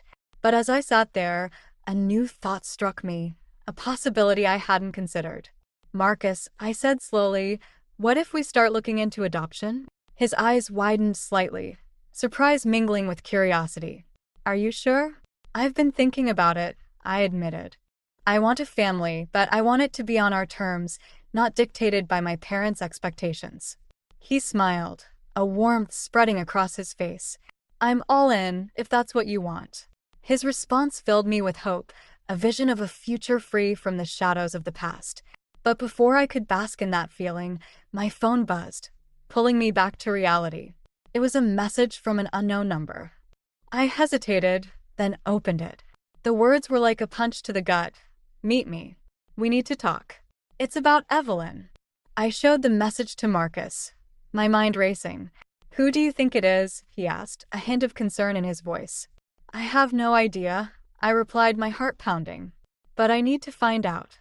The next day, I arrived at the designated meeting spot, a quiet cafe on the edge of town. My mind was a whirlwind of possibilities, none of them comforting. As I scanned the room, I spotted a familiar face, Logan. He waved me over, a look of urgency in his eyes. "Harper," he said as I approached, "thanks for coming." I sat down wary. "What's this about, Logan?" He leaned in, his expression serious. "It's about Evelyn. She's planning something, and I thought you should know." I frowned, skepticism creeping in. "Why tell me now?" "Because," he said, his voice low, "she's using me to keep tabs on you. She's worried you'll disrupt her plans." His admission was like a cold bucket of water, shocking and unwelcome. "And you're just going along with it?" I was, he admitted, guilt flashing across his face. "But I realized it's not right. You deserve to know." I studied him, searching for any hint of deception. "Why should I trust you?" "Because," he said, meeting my gaze, "I owe you that much." His words hung in the air, a fragile bridge between past betrayals and possible redemption. I didn't know if I could trust him, but his warning couldn't be ignored. As I left the cafe, my mind was a storm of emotions. Logan's revelation had shifted the ground beneath me, forcing me to reevaluate my next steps. I knew one thing for certain. The stakes were higher than ever, and I had to be ready for whatever came next. The sun was setting as I returned home, the weight of Logan's warning still heavy on my mind. I found Marcus in the living room, his laptop open as he worked on a design. He looked up, concern etched on his face. How did it go? I dropped my bag on the floor, running a hand through my hair. Logan told me Evelyn's been using him to keep tabs on me. She's planning something, but he didn't know what. Marcus frowned, closing his laptop. Do you think he's telling the truth? I don't know, I admitted, pacing the room. But I can't ignore it. If Evelyn's up to something, I need to be ready. He stood, crossing the room to pull me into a hug. We'll figure it out, Harper. You're not alone in this. His words were reassuring, but they didn't ease the knot of anxiety in my chest. As much as I wanted to believe Logan, his past betrayals made it hard to trust his motives. Yet the urgency in his voice had been genuine, and that was enough to keep me on edge. The next day, I decided to confront Evelyn. I needed answers, and I wasn't going to wait for the other shoe to drop. When I arrived at my parents' house, I found her in the garden, pruning the roses with precise, deliberate movements. Evelyn, I called, my voice cutting through the quiet afternoon. She glanced up, a hint of surprise in her eyes. Harper, I wasn't expecting you. I need to talk to you, I said, stepping closer. About Logan. Her expression barely flickered. What about him? He told me you've been using him to keep tabs on me, I said, watching her closely. Is it true? She set down the shears, her gaze steady. Logan is not a reliable source, Harper. You know that. Maybe, I replied, crossing my arms. But I also know you'll do whatever it takes to maintain control. Her eyes narrowed slightly, but she didn't deny it. I'm doing what's necessary for our family. For your image, you mean, I countered, frustration simmering beneath my words. What are you planning, Evelyn? She sighed, a calculated move. The board meeting is coming up, and I need to ensure everything goes smoothly. That's all. I shook my head, disbelief mingling with anger. You're using Dad's illness as leverage, aren't you? Her silence was answer enough. I felt a surge of determination, a resolve to protect my father from becoming a pawn in her games. I won't let you manipulate him or me. Harper, she said, her voice taking on a pleading tone, I just want what's best for all of us. Then stop trying to control everything, I shot back. Let us make our own choices. She opened her mouth to respond, but I turned and walked away, my heart pounding. I needed to get out of there before I said something I'd regret. Back at home, I found Marcus waiting for me, his expression a mix of concern and curiosity. How did it go? I sank onto the couch, exhaustion washing over me. She didn't deny it. She's using Dad's illness to keep up appearances. He sat beside me, taking my hand. What are you going to do? I don't know, I admitted, frustration lacing my voice. I feel like I'm caught in a web, and every move I make just tightens it. He squeezed my hand, his presence a steady anchor. We'll find a way through this, Harper. Together. His words were a lifeline, a reminder that I wasn't fighting this battle alone. But as the evening wore on, a new thought crept into my mind, a possibility I hadn't dared to consider. What if we go public?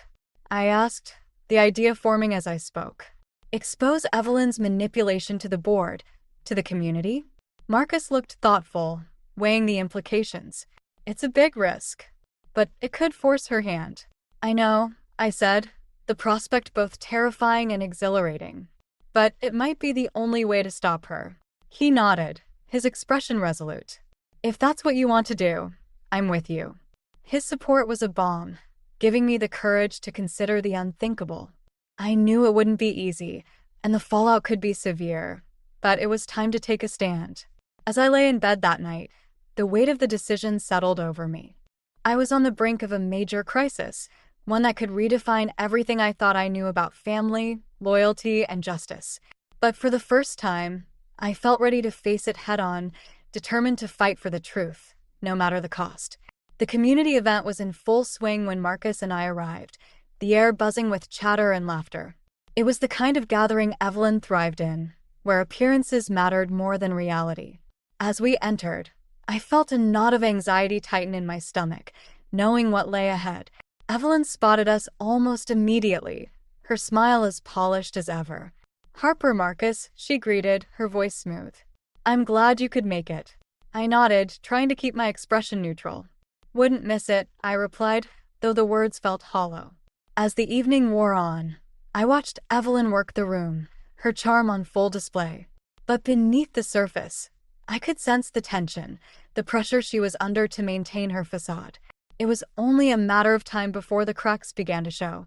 The opportunity came when Evelyn, in her role as the evening's host, took the stage to make a speech. As she spoke about family values and community, I felt a surge of anger at the hypocrisy of it all. My hands clenched into fists as I listened, the urge to expose the truth almost overwhelming. But it wasn't until she turned her attention to me that the real confrontation began. "And let's not forget the importance of legacy," she said, her gaze landing on me. "Harper, dear, when will we be hearing the pitter-patter of little feet?" The question hung in the air, a challenge wrapped in a seemingly innocent inquiry. I felt Marcus tense beside me, his support a steady presence. But this was a battle I had to fight on my own. Taking a deep breath, I stepped forward, the room falling silent as all eyes turned to me. "Actually, Evelyn," I said, my voice clear and steady, "there's something I've been meaning to share." The tension was palpable, a collective breath held in anticipation. Evelyn's smile faltered, a flicker of uncertainty crossing her face. "I can't have children," I said, the words ringing out like a bell. "And it's because years ago, you coerced me into an abortion." The silence that followed was deafening, the shock rippling through the crowd like a wave. Evelyn's composure shattered, her expression a mix of disbelief and anger. "Harper," she began, her voice shaking, "this is not the place." "Why not?" I interrupted, my resolve unyielding. "You wanted to make this about family, about legacy. Well, this is part of that story." The room was a sea of stunned faces, whispers breaking out like wildfire. I could see the carefully constructed image Evelyn had crafted beginning to crumble, the truth laying bare the manipulation and control. As the weight of my revelation settled over the room, I felt a strange sense of liberation. But it was short-lived, as the enormity of what I'd done began to sink in. The fallout would be severe, and I had no idea how it would affect my father or even Marcus. Evelyn's eyes were blazing, her voice low and dangerous. "You've gone too far, Harper." "Maybe," I conceded, my voice steady despite the turmoil inside. "But at least I'm not hiding anymore." The rest of the evening passed in a blur, the atmosphere tense and uncomfortable. Marcus stayed by my side, his presence a comforting anchor as we navigated the aftermath. But as we left the event, I couldn't shake the feeling of dread that clung to me like a shadow. Back home, I collapsed onto the couch, exhaustion washing over me. Marcus sat beside me, his expression a mix of pride and concern. "You did it," he said softly. "Yeah," I replied, my voice hollow. "But at what cost?" He took my hand, his touch warm and reassuring. "You stood up for yourself, Harper. That's worth something." I nodded, though the uncertainty lingered. I had exposed the truth, but the consequences were still unknown, and the path ahead felt more daunting than ever. As I lay in bed that night, sleep eluded me, my mind a whirlwind of doubts and fears. I had reached a breaking point, the weight of my choices pressing down on me like a heavy shroud. But despite the darkness, a flicker of hope remained, a belief that, somehow, I would find a way through the storm. The morning after the community event felt like the calm before a storm. I woke up with a sense of dread, knowing that the fallout from my revelation was far from over. The house was quiet, Marcus already at work, leaving me alone with my thoughts and the decision I knew I had to make. I needed to see my father. I needed to know if he was okay after everything that had happened. The drive to my parents' house felt interminable, each mile filled with anticipation and fear. When I arrived, the house was eerily still, as if holding its breath. I found my father in his study, a place that had always been his sanctuary. He looked up as I entered, a mix of surprise and relief on his face. "Harper," he greeted, his voice warm despite the tension in the air. "Dad," I said, crossing the room to sit beside him. "I'm sorry about last night. I didn't mean to cause so much trouble." He shook his head, a small smile playing on his lips. "You spoke your truth, Harper. I'm proud of you for that. His words were a balm, soothing the guilt that had been gnawing at me. But before I could respond, Evelyn appeared in the doorway, her expression unreadable. Harper, she said, her voice clipped. We need to talk. I nodded, feeling the weight of the confrontation looming. We moved to the living room, the air thick with unspoken words. Evelyn stood by the window, her posture rigid, as if bracing herself for what was to come. You've made quite a mess, she began, her tone sharp but controlled. I told the truth, I replied, meeting her gaze. Something you've been avoiding for years. She turned to face me, her eyes blazing with a mix of anger and something else, fear, perhaps. You've jeopardized everything I've worked for. Your image. I challenged, my voice steady. Your perfect facade? Evelyn's composure slipped, her hands clenching into fists. This isn't just about me, Harper. It's about our family. Our family, I echoed, the words heavy with irony. The one you've controlled and manipulated for years? She flinched, the truth cutting deeper than any accusation. I did what I thought was best. For you, I said, my voice rising. Not for Dad, not for me. The room was charged with tension, the air crackling with the weight of our confrontation. But before I could continue, my father entered, his presence a calming force. Evelyn, he said quietly, his voice firm. It's time to stop. She turned to him, surprise flickering across her face. Thomas, you don't understand.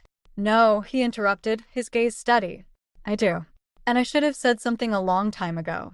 The silence that followed was profound, a moment of reckoning that had been years in the making. Evelyn's eyes widened, her control slipping as the reality of the situation sank in. You're taking her side? She asked, her voice tinged with disbelief. I'm taking our side, he replied, his words gentle but resolute. This isn't about sides, Evelyn. It's about facing the truth. The room was still, the weight of his words settling over us like a heavy blanket. I watched as Evelyn's facade crumbled, the vulnerability beneath her polished exterior laid bare. For a moment, I saw her as she truly was, afraid, insecure, desperate to hold on to the image she'd created. And in that moment, I realized that revenge wasn't what I wanted. Justice wasn't about tearing her down. It was about breaking free from the chains of the past. Evelyn, I said softly, my voice carrying the weight of years of conflict and pain. I'm not here to destroy you.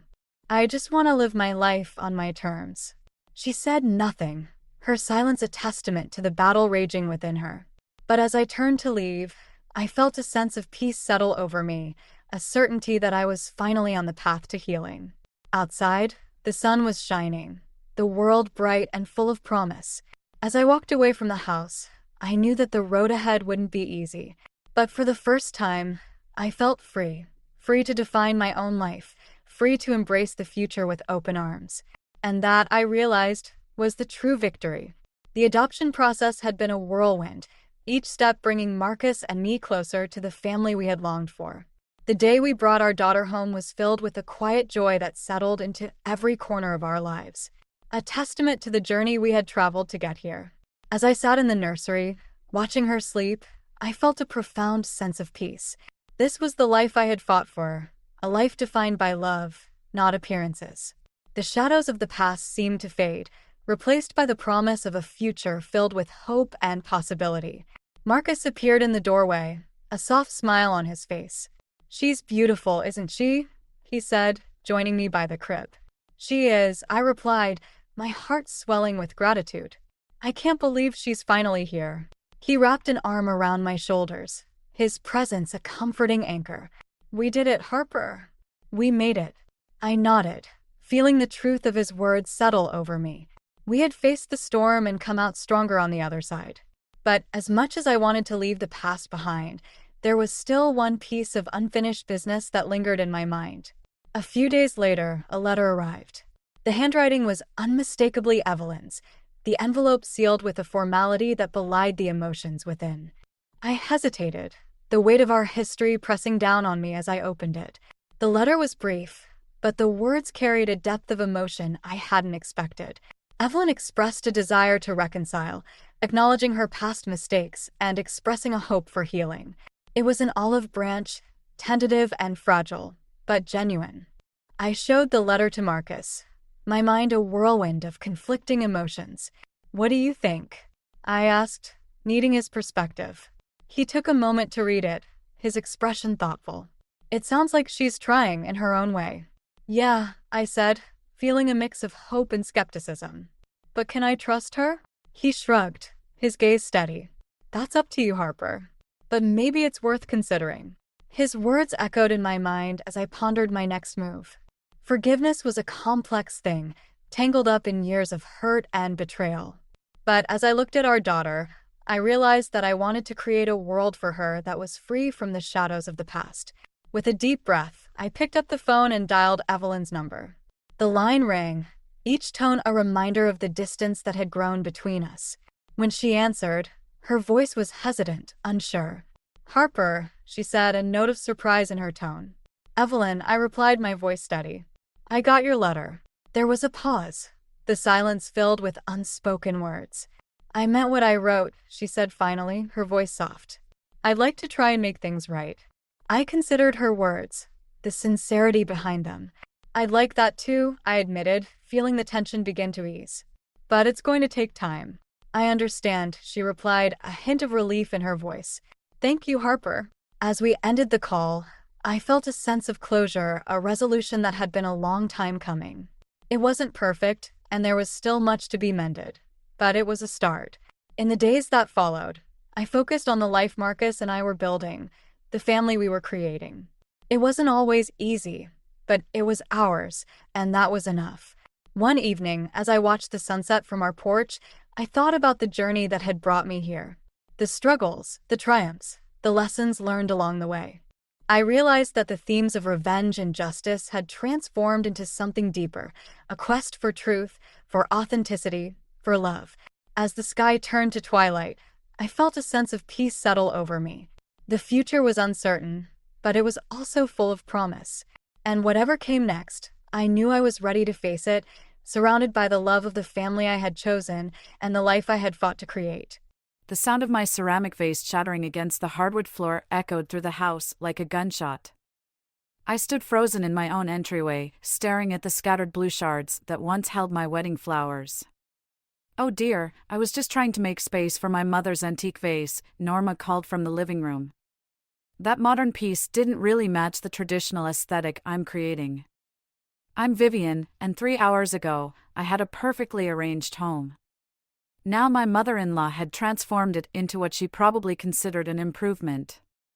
The furniture had been rearranged, my artwork was stacked in a corner, and family photos I'd never seen before covered every surface. "I hope you don't mind, dear. Mark gave me his key so I could surprise you both." Norma emerged from the living room, wearing an apron over her pressed floral dress. "The poor boy's been eating takeout far too often." My fingers curled into fists. "Where is Mark?" "Still at work, I imagine. He's been putting in such long hours lately." She tutayed, moving past me to adjust a newly hung portrait of her late husband. "Someone needs to take care of him properly." The implication hung in the air like poison gas. I pulled out my phone and typed, "Coming home. Now. Emergency." "Norma, I appreciate you wanting to help, but don't worry about the vase, dear. We'll replace it with something more suitable." She was already sweeping up the pieces, humming to herself.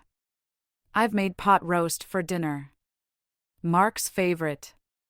My phone buzzed. "Can't leave work.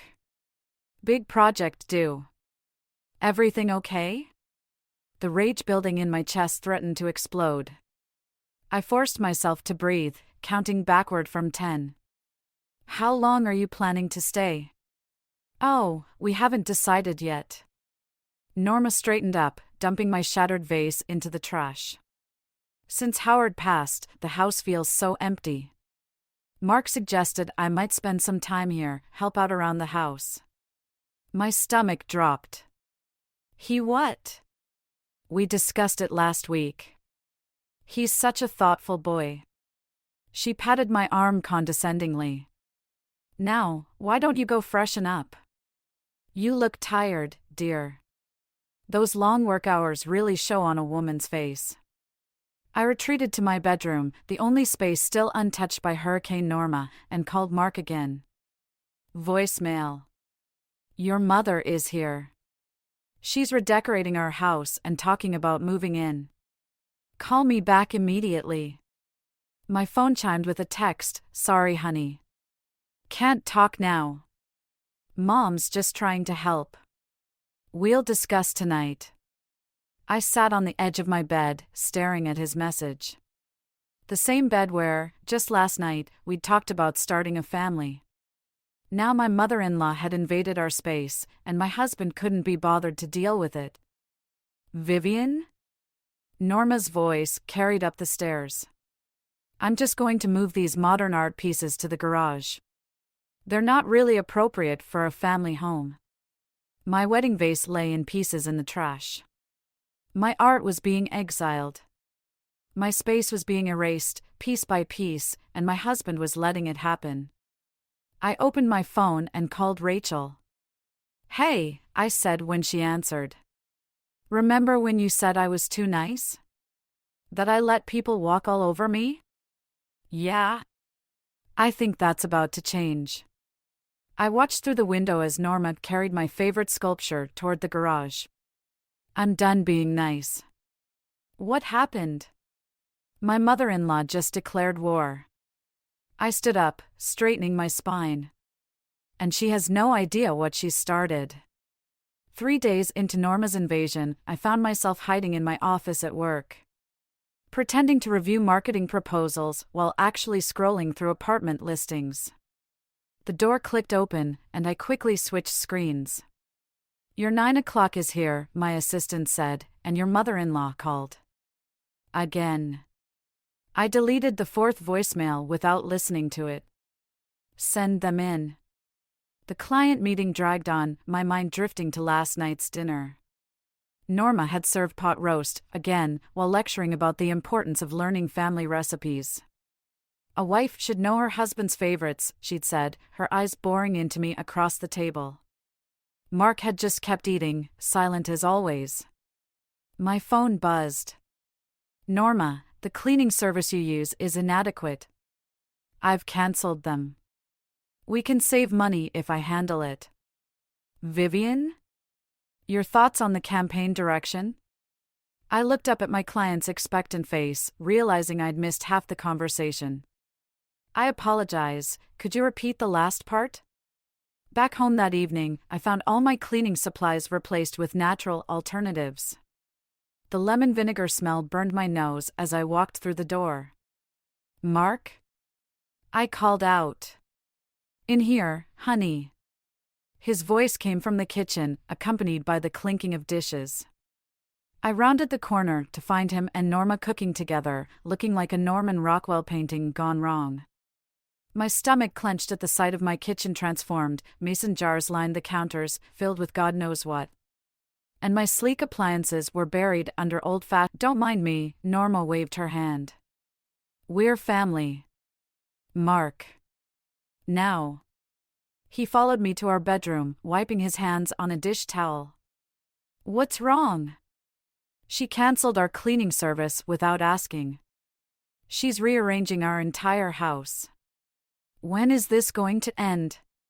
She's just trying to help, Viv. She's lonely since Dad died. That doesn't give her the right to take over our life. I lowered my voice, conscious of potential eavesdropping. We talked about starting a family, Mark. How are we supposed to do that with your mother controlling everything? It's temporary, he said, but wouldn't meet my eyes. Just until she adjusts. From downstairs, Norma called out, Mark? The sauce needs stirring. He hesitated, caught between us. I grabbed his arm. Choose, Mark. Right now. Are you going to tell her to back off, or am I? Don't make this harder than it needs to be. He pulled away. She's family. And what am I? He was already heading for the door. We'll talk later. I followed him downstairs, arriving just in time to hear Norma's stage whisper, "I worry about her, Mark." All that time at work, no interest in proper homemaking. How will she ever be a good mother? The words hit like a physical blow. I watched Mark's shoulders tense, waiting for him to defend me. Instead, he stirred the sauce and said nothing. My phone buzzed, Rachel checking in. I texted back, "Need wine." "Lots of it. Tonight." "Vivian?" Norma's voice dripped with false concern. "You're not going out, are you?" "I made dinner for 3. I grabbed my keys.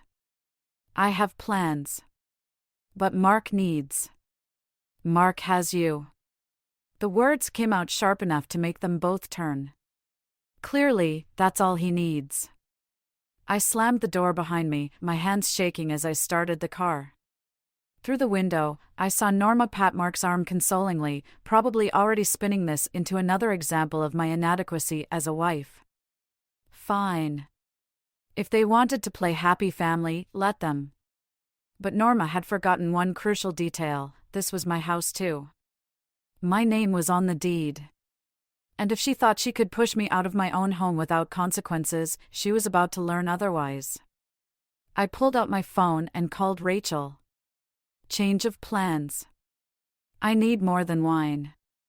I need a strategy.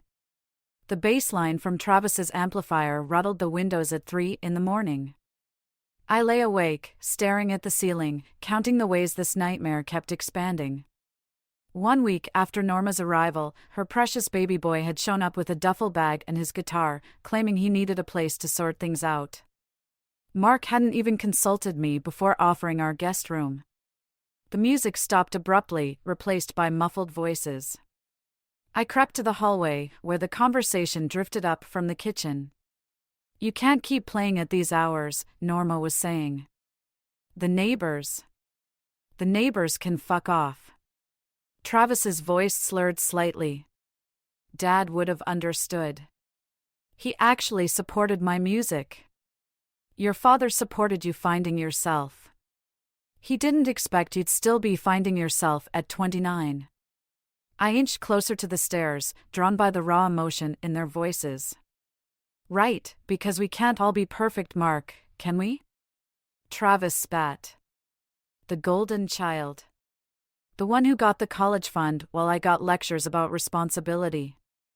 That's not fair. You know what's not fair? Coming home to find my room converted into your sewing space before Dad's body was even cold. Silence fell. I held my breath, feeling like an intruder in my own home.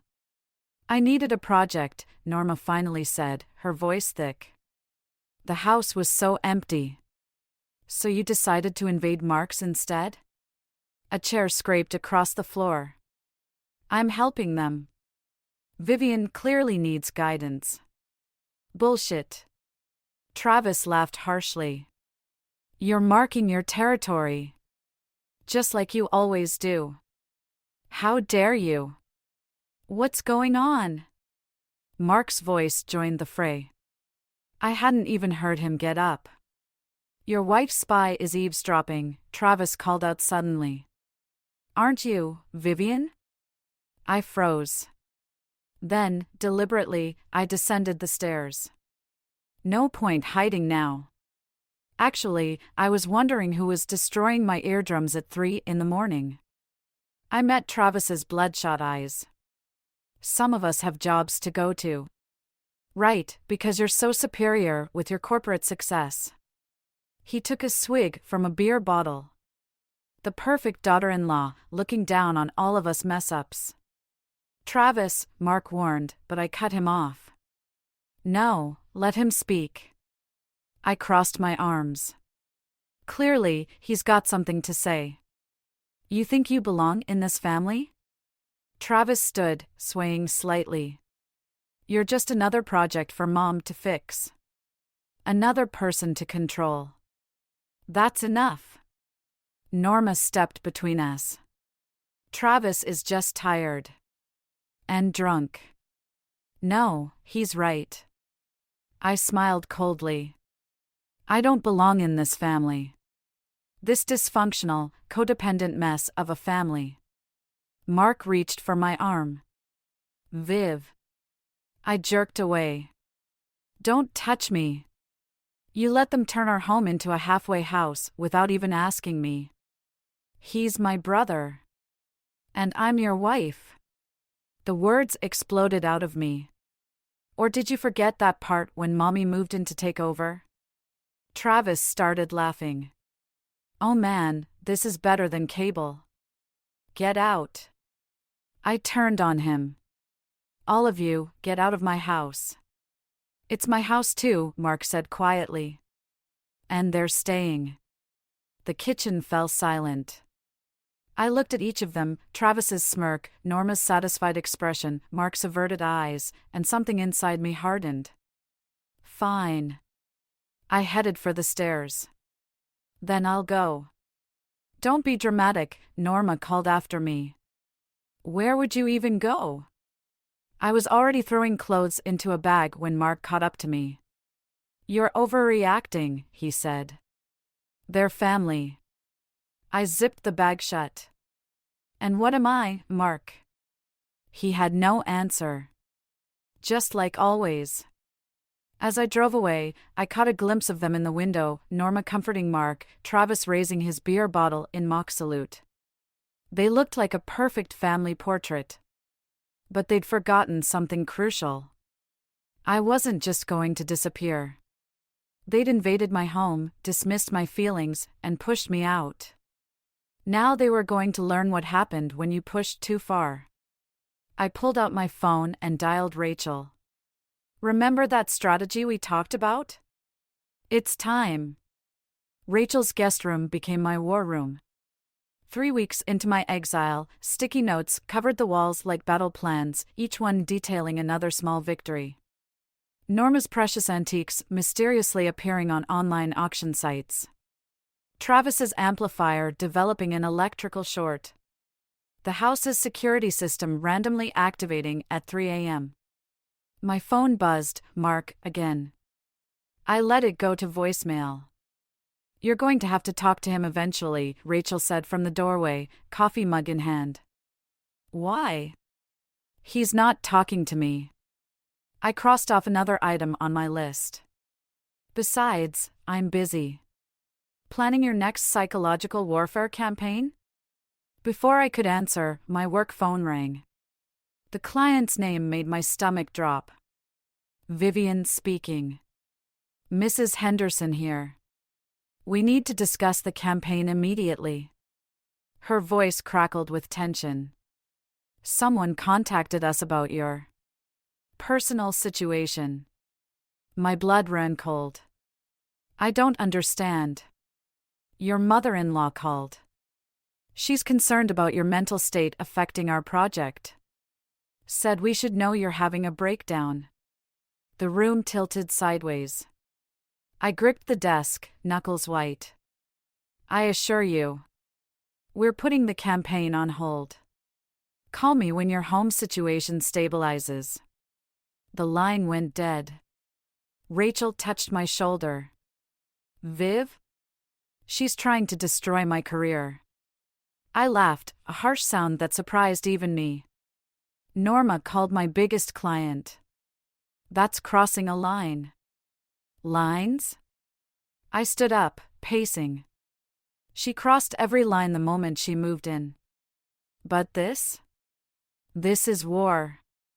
My personal phone buzzed again. This time, it was Travis. What? Whoa, hostile much? His voice carried that familiar smug tone. Just thought you'd want to know Mom's planning to redecorate your home office. Something about a proper sewing room? The room spun again, but differently this time. She wouldn't dare. Already ordered the furniture. Mark signed off on it this morning. I ended the call, hands shaking. Rachel watched me carefully. What are you thinking? I'm thinking it's time to stop playing nice. I grabbed my laptop. Did you know Travis has 3 unpaid DUIs? And Norma's been writing checks from Mark's account without his knowledge? Vivian. They want to play dirty? Fine. Let's play dirty. My phone lit up with a text from Mark, "We need to talk. This has gone too far." I typed back, "Yes, it has. Check your bank statements lately?" 3 dots appeared, disappeared, appeared again. Finally, "What did you do?" "Nothing yet," I muttered, pulling up emails I'd gathered over the weeks. Evidence of Norma's financial manipulation, Travis's legal troubles, everything. But I'm about to. Rachel grabbed my wrist. "Think carefully about this. Once you push this button." They pushed first. I jerked away, sending the first email. They took my home, my career, my marriage. Now I'm taking everything back. My phone exploded with notifications. Mark calling.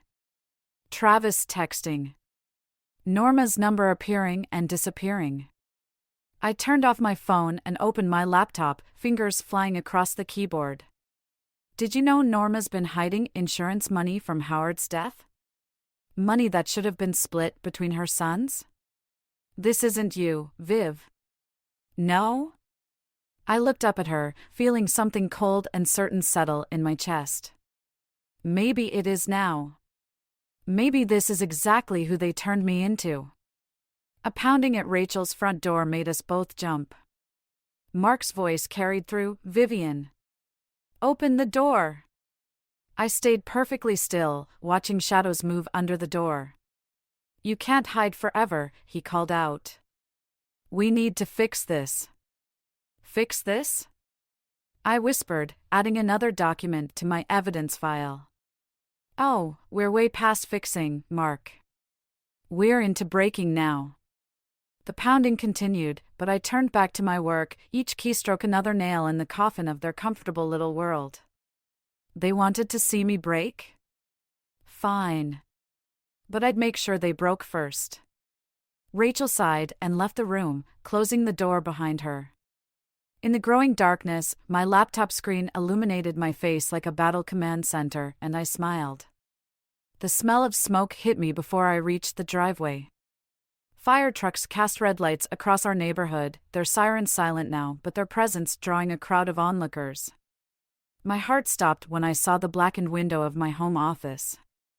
Travis stood on the lawn, reeking of alcohol, while firefighters moved in and out of the house. Norma hovered nearby, wringing her hands. No Mark in sight. What happened? My voice came out steady, surprising even me.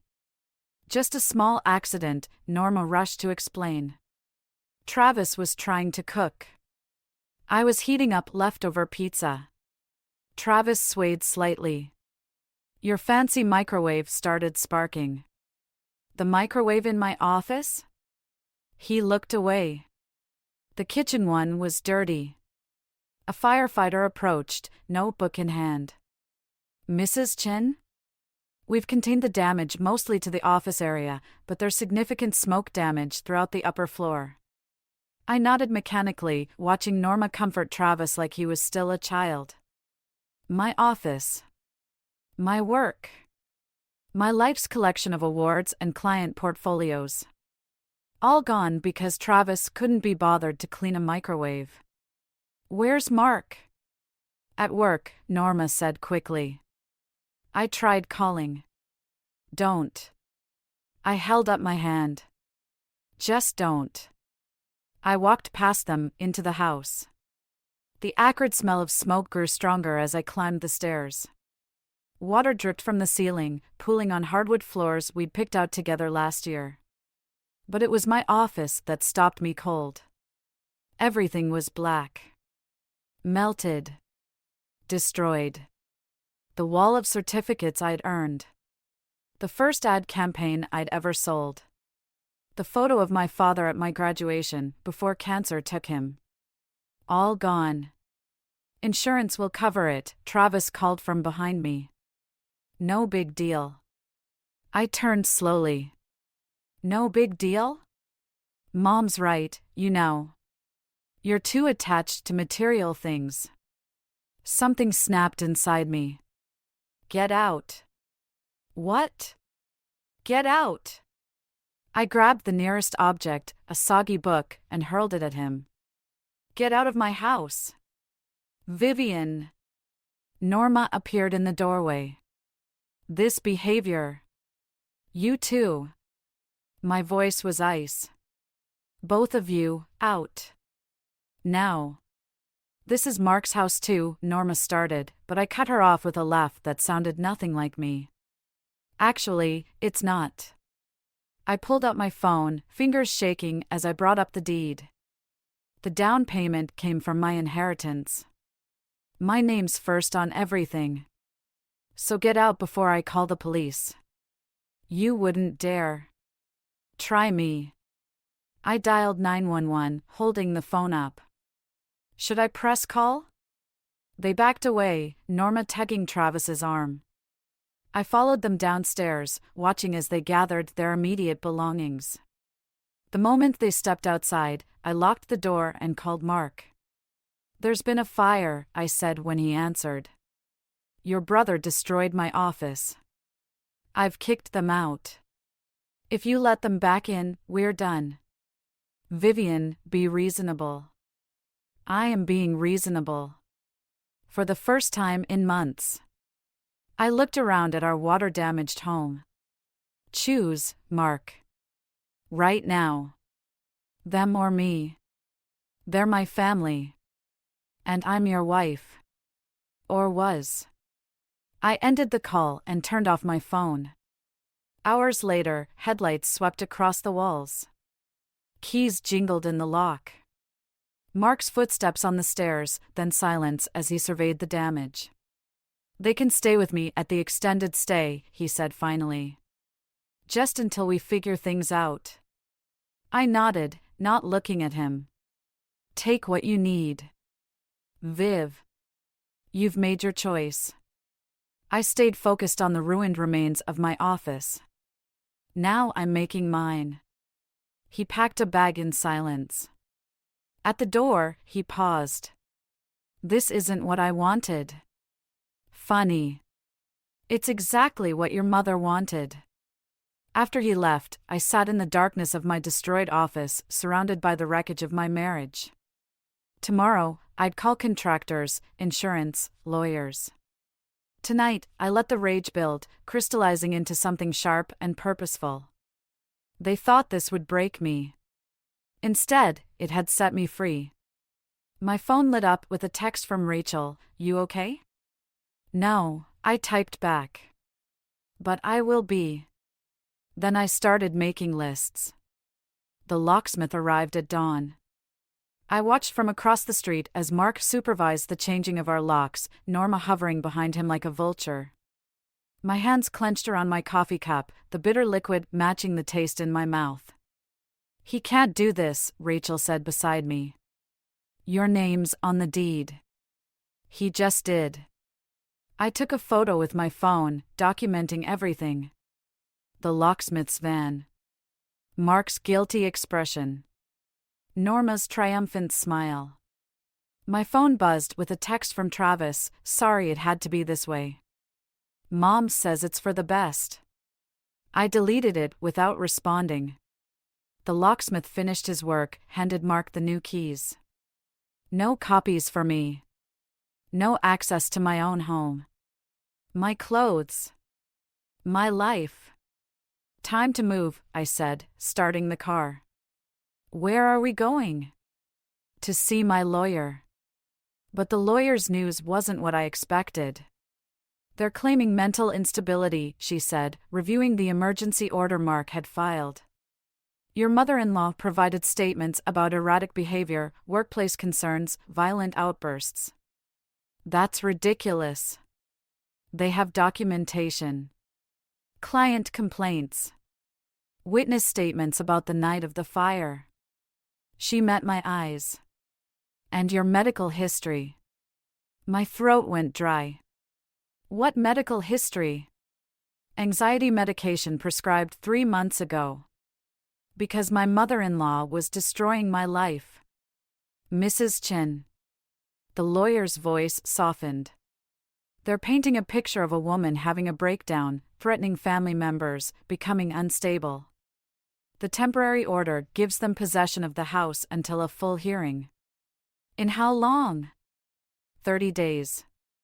I left the office in a daze, Rachel's concerned voice fading into background noise. 30 days. They had 30 days to destroy everything I'd built while I was locked out of my own home. My phone rang, my boss. Vivian, we need to talk about your leave of absence. My what? Your husband called. Said you're taking medical leave for personal issues. The world tilted sideways. They weren't just taking my home. They were dismantling my entire life. I'm coming to the office. That's not a good idea right now. Take some time. Get help. We'll discuss your return when you're better. The call ended. I stood on the sidewalk, watching people rush past, living their normal lives while mine crumbled. We should go back to my place, Rachel started, but I was already walking away. I need to see him. Vivian. Now. I found Mark at his office, Norma's handiwork evident in the fresh cookies on his desk, the family photos she'd added. He looked up when I entered, immediately reaching for his phone. Don't bother calling security, I said. I'll be quick. You shouldn't be here. Funny. I've been hearing that a lot lately. I picked up a cookie, crushed it in my fist. Did you even read what you signed? The doctors will help you. Doctors? I laughed, the sound harsh even to my ears. The only crazy thing I did was marry you. You're proving their point right now. Their point? I swept the cookies off his desk. Your mother orchestrated this whole thing. And you're too weak to see it. He stood, finally showing emotion. Get out before I call security. Or what? You'll have me committed? Add it to your mother's list of my sins? I leaned close, voice dropping. You want to see crazy? Keep pushing. See what happens when you back someone into a corner. Is that a threat? No, Mark. It's a promise. Security arrived as I was leaving. I heard them asking if he wanted to press charges. His response was lost as the elevator doors closed. Outside, I looked up at his office window, at the life I'd lost, the home I couldn't enter, the career hanging by a thread. They'd taken everything. Almost everything. I pulled out my phone and dialed a number I'd been saving. Hello, Travis? We need to talk about your mother. And that insurance money she's been hiding. Sometimes, to win a war, you had to burn everything to the ground. Travis met me at a coffee shop 2 blocks from my house, my former house. His hands shook as he stirred his 4th sugar into his latte, eyes darting around like he expected Norma to materialize at any moment. Show me, I said. He slid his phone across the table. Photos of bank statements, insurance documents, letters from Howard's lawyer. All hidden in Norma's sewing room, my former office. She said it was better this way, Travis muttered. Said Mark would waste his share on me if he knew. And you believed her? I believed everything she said. He laughed bitterly. Until I found these. Dad left us equal shares, Viv. She kept Mark's portion to control him. Kept mine to punish me. I scrolled through the photos, each one a nail in Norma's coffin. Why show me this now? Because, his voice cracked. Because she's doing to you what she did to Dad. Isolating. Controlling. Making everyone think you're crazy until you start believing it yourself. My phone buzzed. Mark, where are you meeting Travis? She's watching you, I said. Travis nodded. Always is. Another text, Mom's worried. Come home. We can talk. They're at the house? I stood up. Perfect. Vivian, wait. But I was already moving, Travis scrambling to follow. The walk took less than 5 minutes. I found them in the living room, my living room, Norma rearranging my photos again, Mark pacing. Hello, Mother. Norma spun around. You can't be here. Actually, I can. I held up my phone. Interesting reading material in your sewing room. Howard would be disappointed. The color drained from her face. Travis? He stepped out from behind me. I found everything, Mom. Whatever you think you found, she started toward her sewing room, but I blocked her path. The insurance money? The split inheritance? The letters proving Howard wanted both sons to have equal shares? I smiled. Already sent to my lawyer. Mark, Norma turned to her son. She's lying. You know how unstable. Show him, I told Travis. He hesitated, then handed Mark his phone. I watched my husband's face as he scrolled through the evidence of his mother's manipulation. The moment realization hit. The moment everything changed. Mom? His voice sounded young, lost. What did you do? I protected you. Norma's composure cracked. Travis would have wasted his share on that ridiculous band. You needed guidance, structure. I needed my wife. Mark's hands shook. My home. My life. I am your life. Norma stepped toward him, but he backed away. Everything I did was for this family. No. I moved between them. Everything you did was for control. And now you've lost it. She turned on Travis. You ungrateful. Don't. His voice was stronger now. Don't make this his fault, I said. Your husband wanted better for his sons. You chose power instead. Get out, Mark said quietly. Back. When the door closed, silence fell. I'll have my lawyer contact you about the inheritance, I said, turning to go. Wait. Mark caught my arm. I didn't know. You didn't want to know. I pulled away. There's a difference. We could try. No. The word came out gentle but firm. We can't. Then what happens now? I looked around at our home, the space that had become a battlefield, the life we'd let slip away. Now we learned to live with our choices. I left him standing there, surrounded by the wreckage of his mother's manipulation and his own weakness. Outside, the air felt cleaner somehow. Lighter. My phone buzzed one last time. Rachel, you okay? For the first time in months, I smiled. Yes, I typed back. I'm free. Sometimes winning isn't about destroying your enemies. Sometimes it's about walking away and letting them destroy themselves.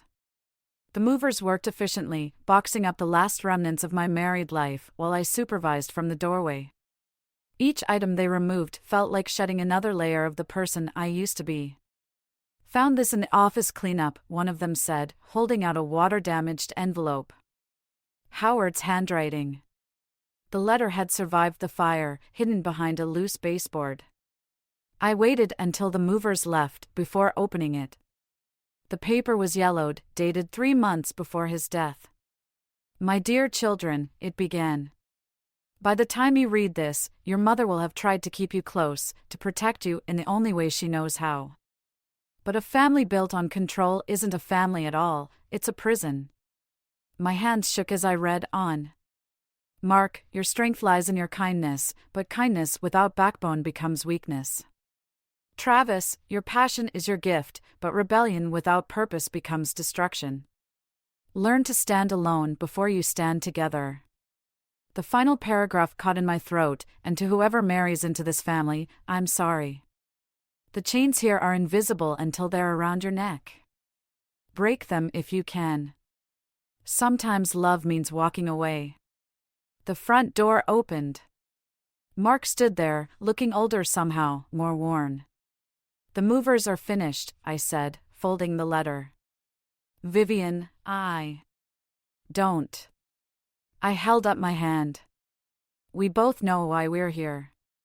He nodded, eyes falling on the letter. What's that? Your father's last gift. I passed it to him. He saw clearer than any of us. Mark read in silence, his shoulders getting heavier with each line. He knew. About Mom. About everything. He knew about us too. What we'd become. I never meant. Neither did I. I picked up my last box. That's what makes it worse. My phone buzzed. Travis, Mom's in therapy. Finally. Thank you. He's doing better, I said. Playing music again. Mark managed a small smile. And Mom? Learning to live with her choices. Like we all are. I stepped past him onto the porch, looking back at our home one last time. The furniture was gone, the walls bare, but something lingered, not memories, exactly, but lessons. Your father was right, I said. About the chains. Were they worth breaking? I thought about Norma, alone in her big empty house. About Travis, finding his voice again. About Mark, finally seeing the truth. About me, standing here, free. Some chains break you, I said. Others break you free. He nodded, understanding finally settling between us like peace. The lawyers will handle the rest, I said, walking to my car. The box felt lighter now, the letter's weight distributed between us all. My phone lit up again. Rachel, ready? Almost, I typed back. Just saying goodbye. But as I drove away, I realized that wasn't quite right. This wasn't goodbye, it was hello. Hello to the woman who'd emerged from the ashes of a controlled life. Hello to the strength I'd found in walking away. Howard's words echoed in my mind, sometimes love means walking away. He'd written that for all of us, his wife, his sons. And the daughter-in-law he'd never meet. A warning, a blessing, and a permission slip all in one. I turned onto the highway, watching my old life disappear in the rearview mirror. Ahead, the road stretched empty and open, full of possibilities. No more chains. No more controls. No more invisible prisons. Just me, finally free to choose my own direction. My phone buzzed one last time. Mark, thank you for breaking the chains. I didn't respond. Some things don't need answers. Some victories are best celebrated in silence, in the quiet knowledge that sometimes losing everything is the only way to find yourself. I drove on, leaving the broken chains behind, carrying only the strength they'd taught me to find.